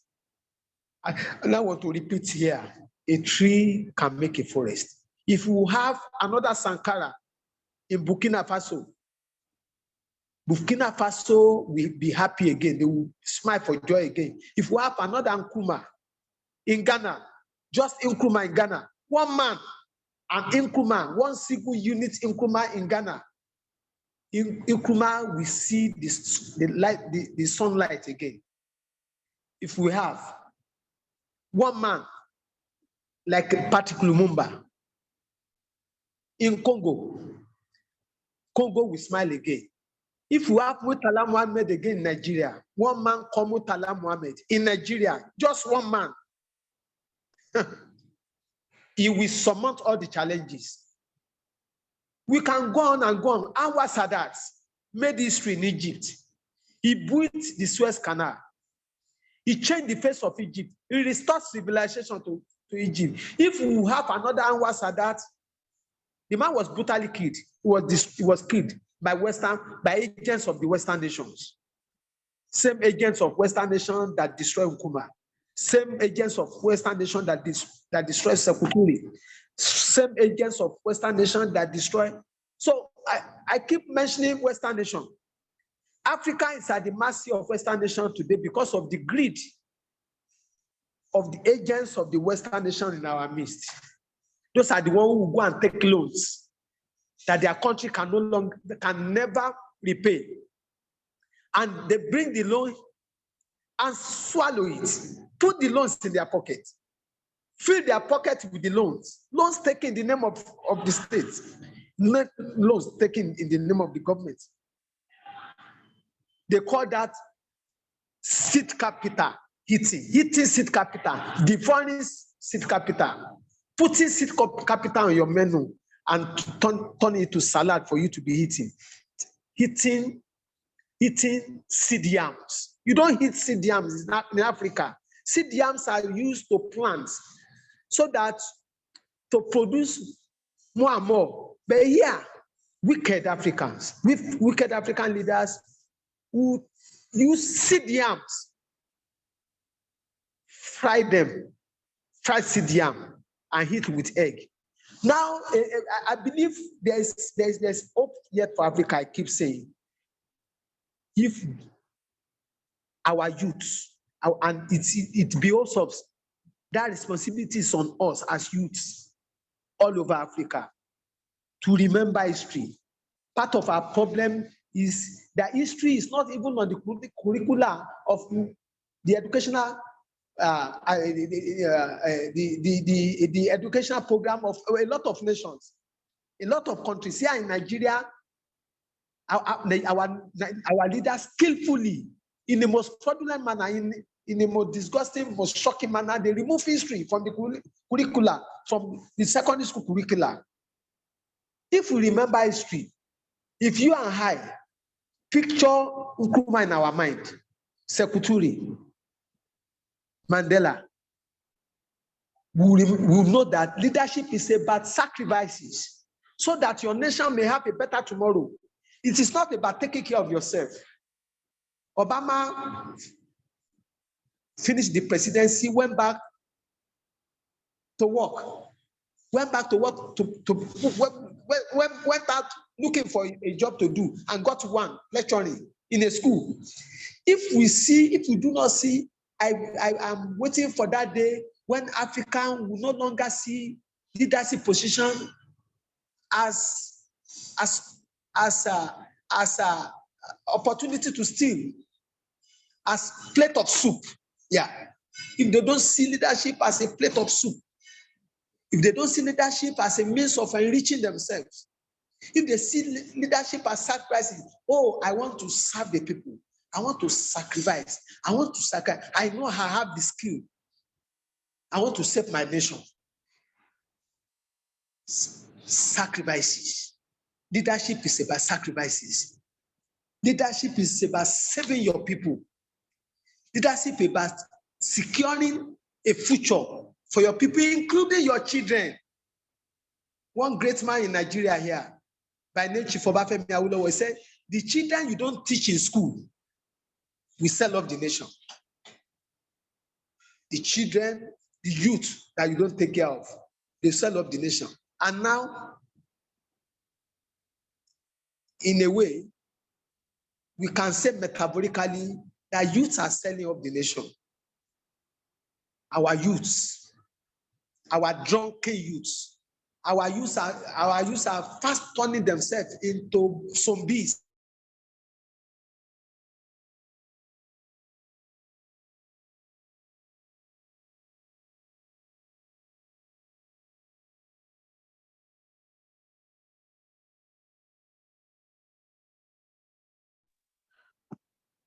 Okay, I think there's been a network flow also there, but we've heard a lot from all these freedom giants. We've heard a lot from President Laye, we've heard a lot from Honorable Iwasen, we've heard a lot also from freedom giant Olusola, and we are humbled indeed to hear all these strategic information that dissect how we should arrange ourselves for the change we need to see in Africa. And we need to keep on having dialogue like that push freedom giants to always stand tall and not settle for less. And also why we always have the One Africa freedom dialogues of this sort to empower us all to be on the high and never to settle for less.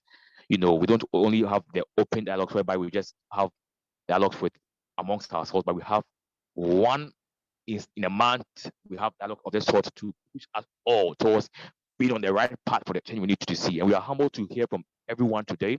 Now we go on to the last point of today's schedule outline for the program. And that's where we giving the nod for people who want to talk. I saw people joining in the course of the people trying to speak in the course of the program, but that was only for panelists to continue with their presentation and with their lectures and with their views. Now is the time for people who want to speak or raise a question. If you have for a freedom giant panelist to answer to do.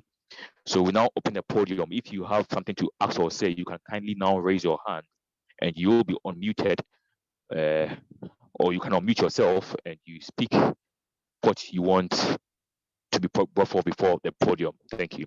So if you have something, just raise your hand and you'll be called upon to speak. Okay, so yes. Okay, so Mr. Freedom Giant Okumo, you can speak, and from there we'll go to Freedom Giant Neo, and yes, and we'll proceed. So Freedom Giant Okumo, what do you have to say? Yes, we thank you. We thank everyone. The presentation has been detailed from when we kicked off. This is Okumo Evans Owino from Nairobi. In recap of the questions that you have asked from the onset, I think it is individual responsibility. Individual responsibility whereby all of us have a role to play without pointing fingers on the past, the present, or the future. For the short time that we are in the land of the living, we have to sacrifice something, and that is my key concern as MDF, as NAFOC, the umbrellas that we push from East Africa, Kenya in particular, on how to make it better, because the concerns that have been raised all the way from Nigeria, from South Africa, Egypt, Ghana, all the parts of Africa is similar. And citing this country at times hurt me because there were boundaries that were incited on us and has made us lose the key points of humanity. So my point is, we live in a generation currently that doesn't want to sacrifice anything. You have mentioned great names. I don't need to repeat them. that sacrifice something so that they can be the billboard of Africa that we celebrate today. But our worst generation is a generation that cannot even sacrifice time to join a Zoom meeting so that they can sacrifice some data, some little of internet so that they can express their views. Worst of all, they cannot even go to the street and demonstrate for the basic commodity uprise, or even within their constituency, their ward, or their local governance to raise concern. So that is our biggest hiccup right now, whereby nobody wants to, the generation we have doesn't want to sacrifice anything, yet they dream for a greater country, a greater continent, which we are already great because by origin, we are the greatest continent ever seen. And nobody will ever surpass Africa. We have a lot of beauty that words cannot even express. Thirdly, and my last point of view, which goes straight to the areas of uprise. Sorry to take you back as I conclude, that if we look at the recap of agendas that we have discussed around how to make Africa greater, how to move our cities, how to split the resources, how to work on our leadership, but initially it originates from us, the voters, the people, the citizens, the uprising that are being done, not by the entire totality, but by the few that will represent us. And that has been done once and again by people like Bobi Wine from Uganda. The minority that stand for the truth, and that makes us where we are.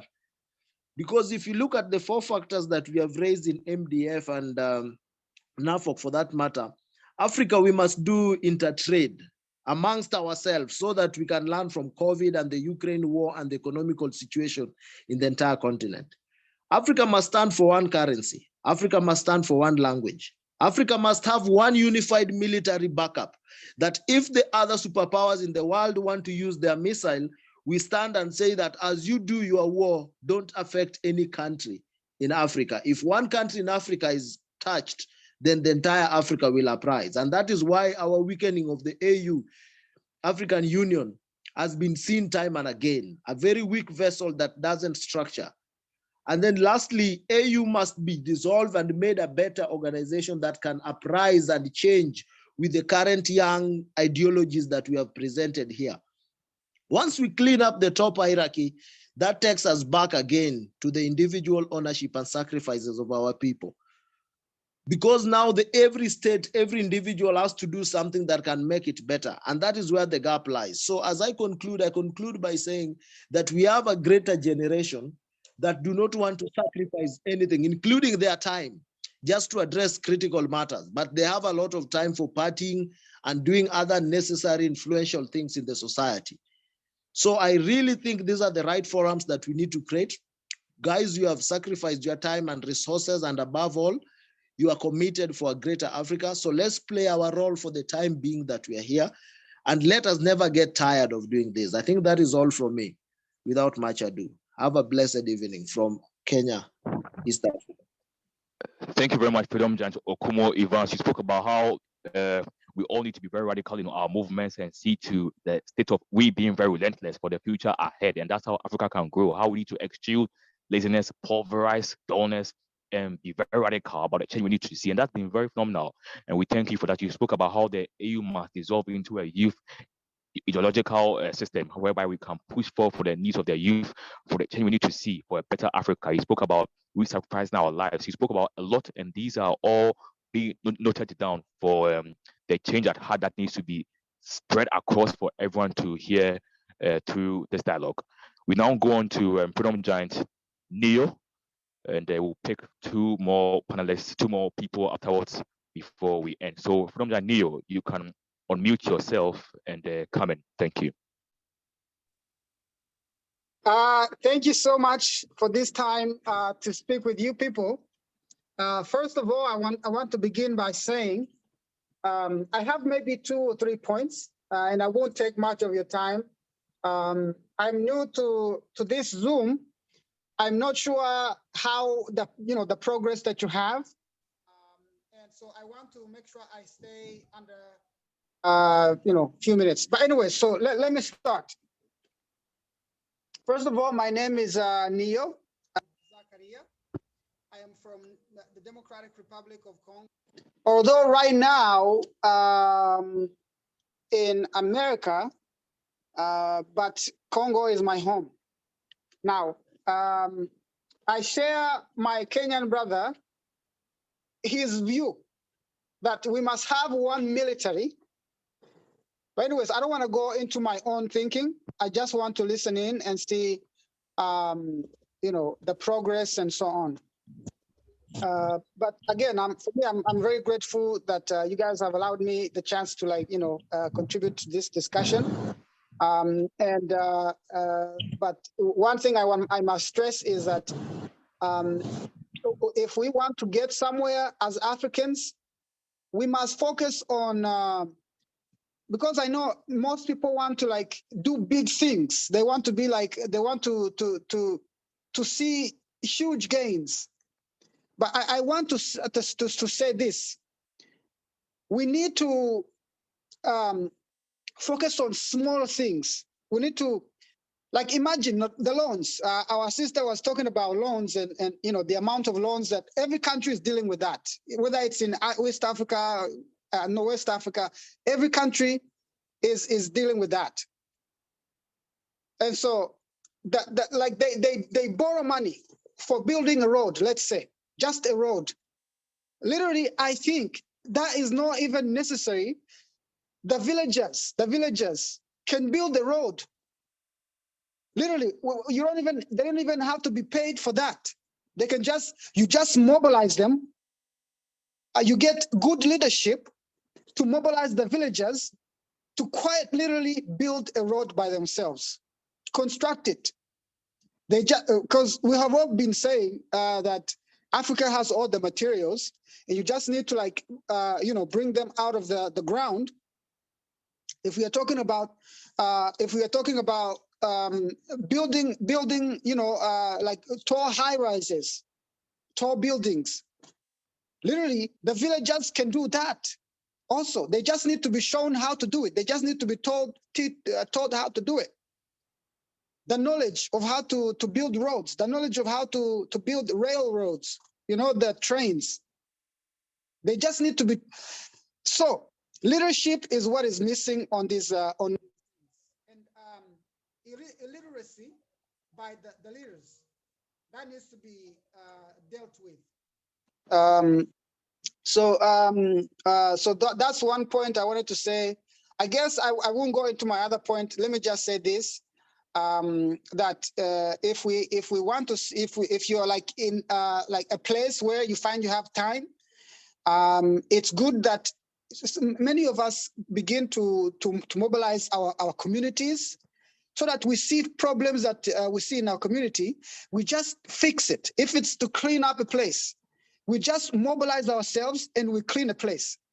If it's to build, let's say, a local government, a local place to be meeting as a community, we just mobilize our people so that we can build one. I remember when I was back home, I was in a refugee camp in Uganda. My father died, and we really were small kids. My brothers and my sisters, we were all small. So the house that we were living in, it was built by a church. Now, this wasn't a huge house. It wasn't like a very nice house, but it was a good place that we could sleep. It was nice. It was built by people. We didn't need to borrow any money to build that. We didn't need to do anything. We just had to be in a community of a church basically. And the church came. They were like, we recognize these people can't, they don't have,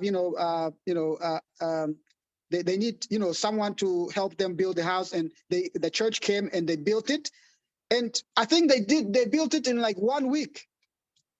And so I'm saying, what we need is leadership that is literate, and that is all really we need. And one last thing, just to add to this, my brother's point, Olusola, that in terms of I think in terms of the Rwandans and what they have been able to achieve, there's one thing I can assure you that has made that happen is this. When it comes to cleaning, They don't need loans. They don't need to pay anyone. They just mobilize the villagers, like wherever a villager is, wherever a person is, when a certain day of the month, I think it's Wednesday or something, they have this program called Umuganda, and the people will on that day will go into the streets and they will clean the whole place. You don't need loans for that. You don't need to pay some government. I mean, you don't need to pay some company in Europe or some company in China to come and do that for you. You can just do it yourself. So even the issues of, like, you know, building a road, building a railroad, building a bridge, these things, we can do them. We just need to organize, and we just need to break our minds of, like, we need nice things, we need tall buildings, we need adequate. So we need to break our minds of this, and then just leadership. I think that's anyways. Sorry for taking so much of your time, my brothers and sisters, but that's my contribution on this. And I will listen in to just hear all of your points. Thank you very much, Freedom Giant Neo. And you've really laid down the point very well for how it could be done everywhere and by everyone, regardless of their geographical location and where they are. How once they set their mind on the page to do it, they can do it. We now, I saw a name by the iPhone who had raised his hand. If you have something to say, you can quickly come on. Otherwise, we'll proceed to the ending session of the dialogue. So your name is very wonderful. Hello. Okay, so iPhone, please let us know your name and progress with what you have to say. Thank you. Hello, my name is Honorable Ambassador Mustafa Njai on the UCC 1. Oh, okay. My contribution to this discussion, all what I hear is very important. But I think our generation, we had a big opportunity because we had former good leaders has been mentioned here, yeah, like Thomas Sankara and the rest, Mandela, you name it. But what are we there to learn from those people? That is very important. Two, what are we supposed to do to change the situation of Africa today? Because God gives us all the natural resources and you name it. Then, because, you know, without getting the right tools, you cannot go where you want to go. Then we need a real roadmap. And again, I have been hearing the education and the leadership.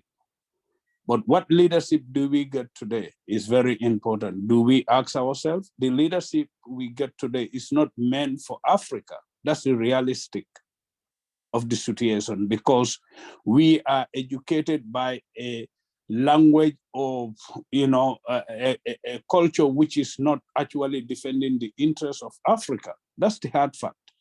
And actually that inspired me, because that means the Western people, they were smart enough to defend their interests at any stage.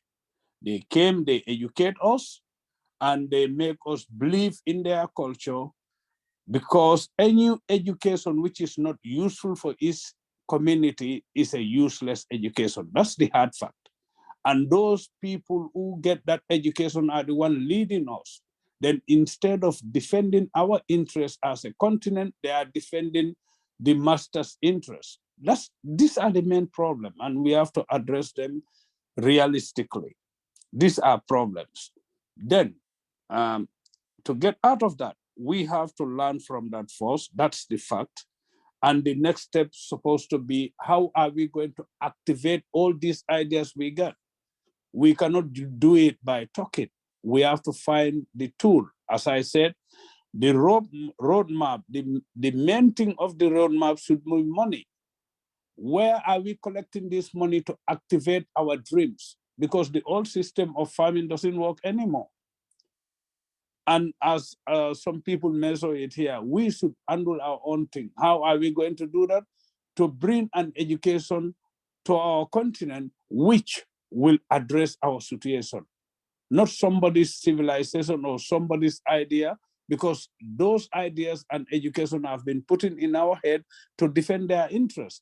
And actually, I have no issue with the people who do that because they are intelligent. There is no one to defend your interests except ourselves. And those people are defending their interests, and they will continue doing that.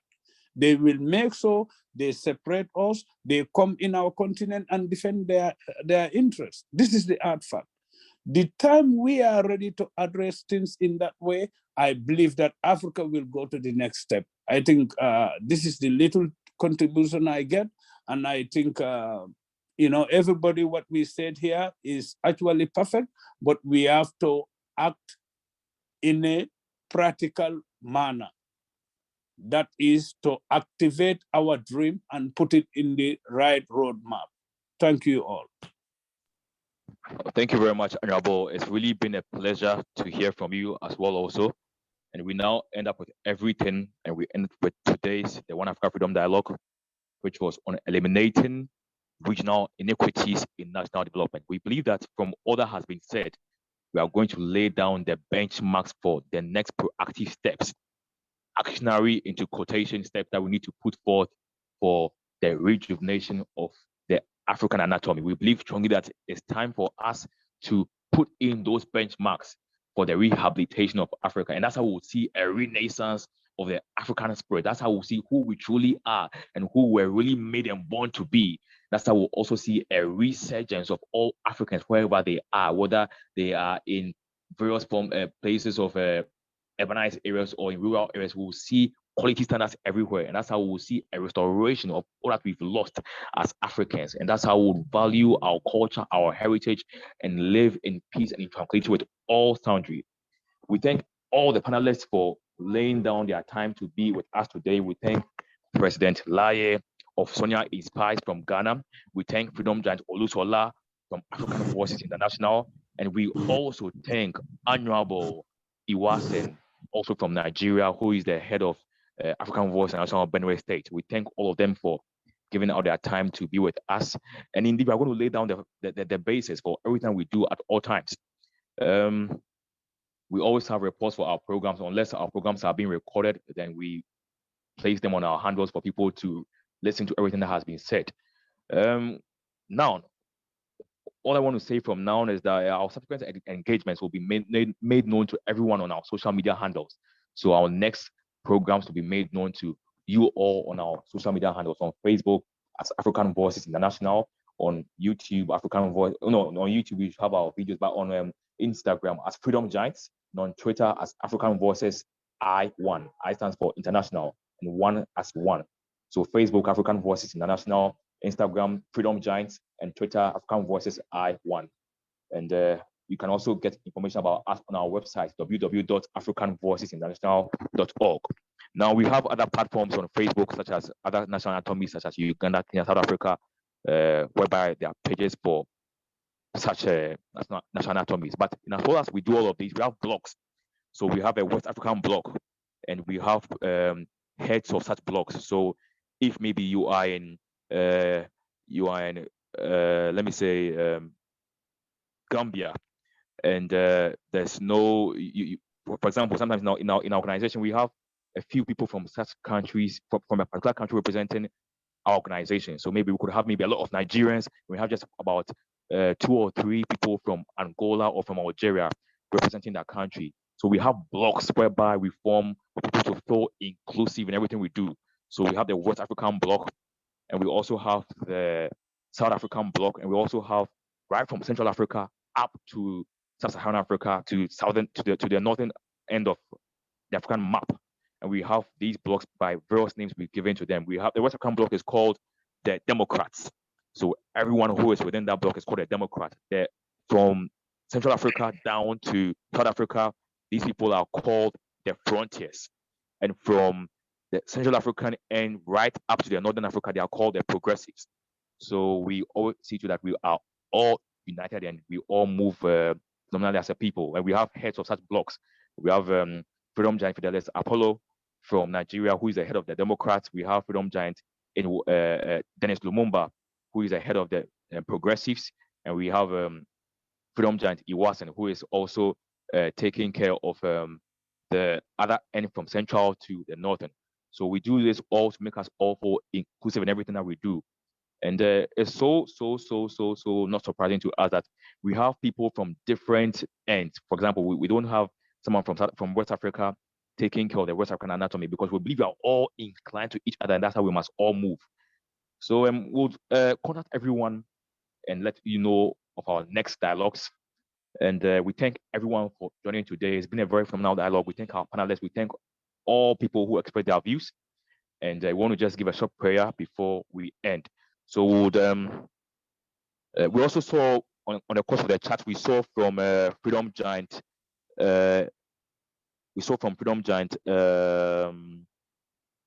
Redolf, who said concerning unity, I think it's very necessary for our development. But is it possible? How can it be done since it has been tried before and it failed? And we had our answer right there from our other panelists.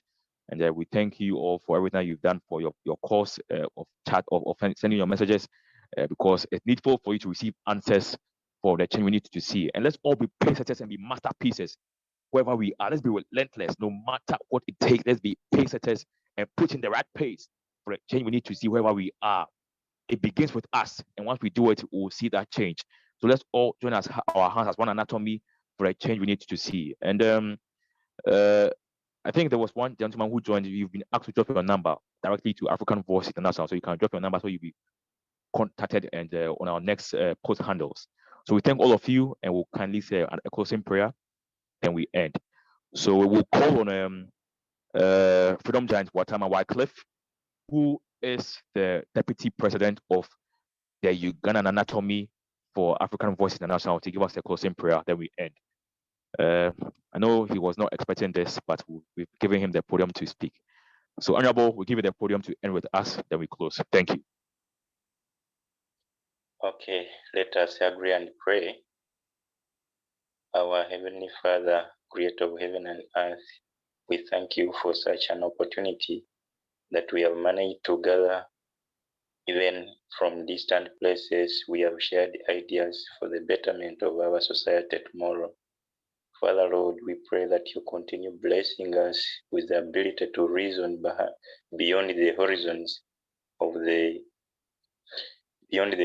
that are expected, that are set for us, that have bound our developments. May you, Father, give us the ability to reason beyond that. I thank you for the leadership of African Voices International. I thank you for all the participants. I thank you for the grace that we can still live. I thank you that you are continuing to use us now and even forever and more. Father, I pray for the next meetings that are yet to come. May you please mobilize us in large numbers, give us the ability to live, create in us new and developmental ideas that will help to transform our society. And Lord God, we declare good health, we declare prosperity of our continent and the globe at large. In the name of Jesus Christ, we pray for peace where there is conflict. We pray, Lord, for development where there is underdevelopment. We pray for cooperation where there is disunity. Lord God, we thank you, we bless your name, and we believe that you're going to use us now and forever. In Jesus' name we pray and believe. Amen. Amen.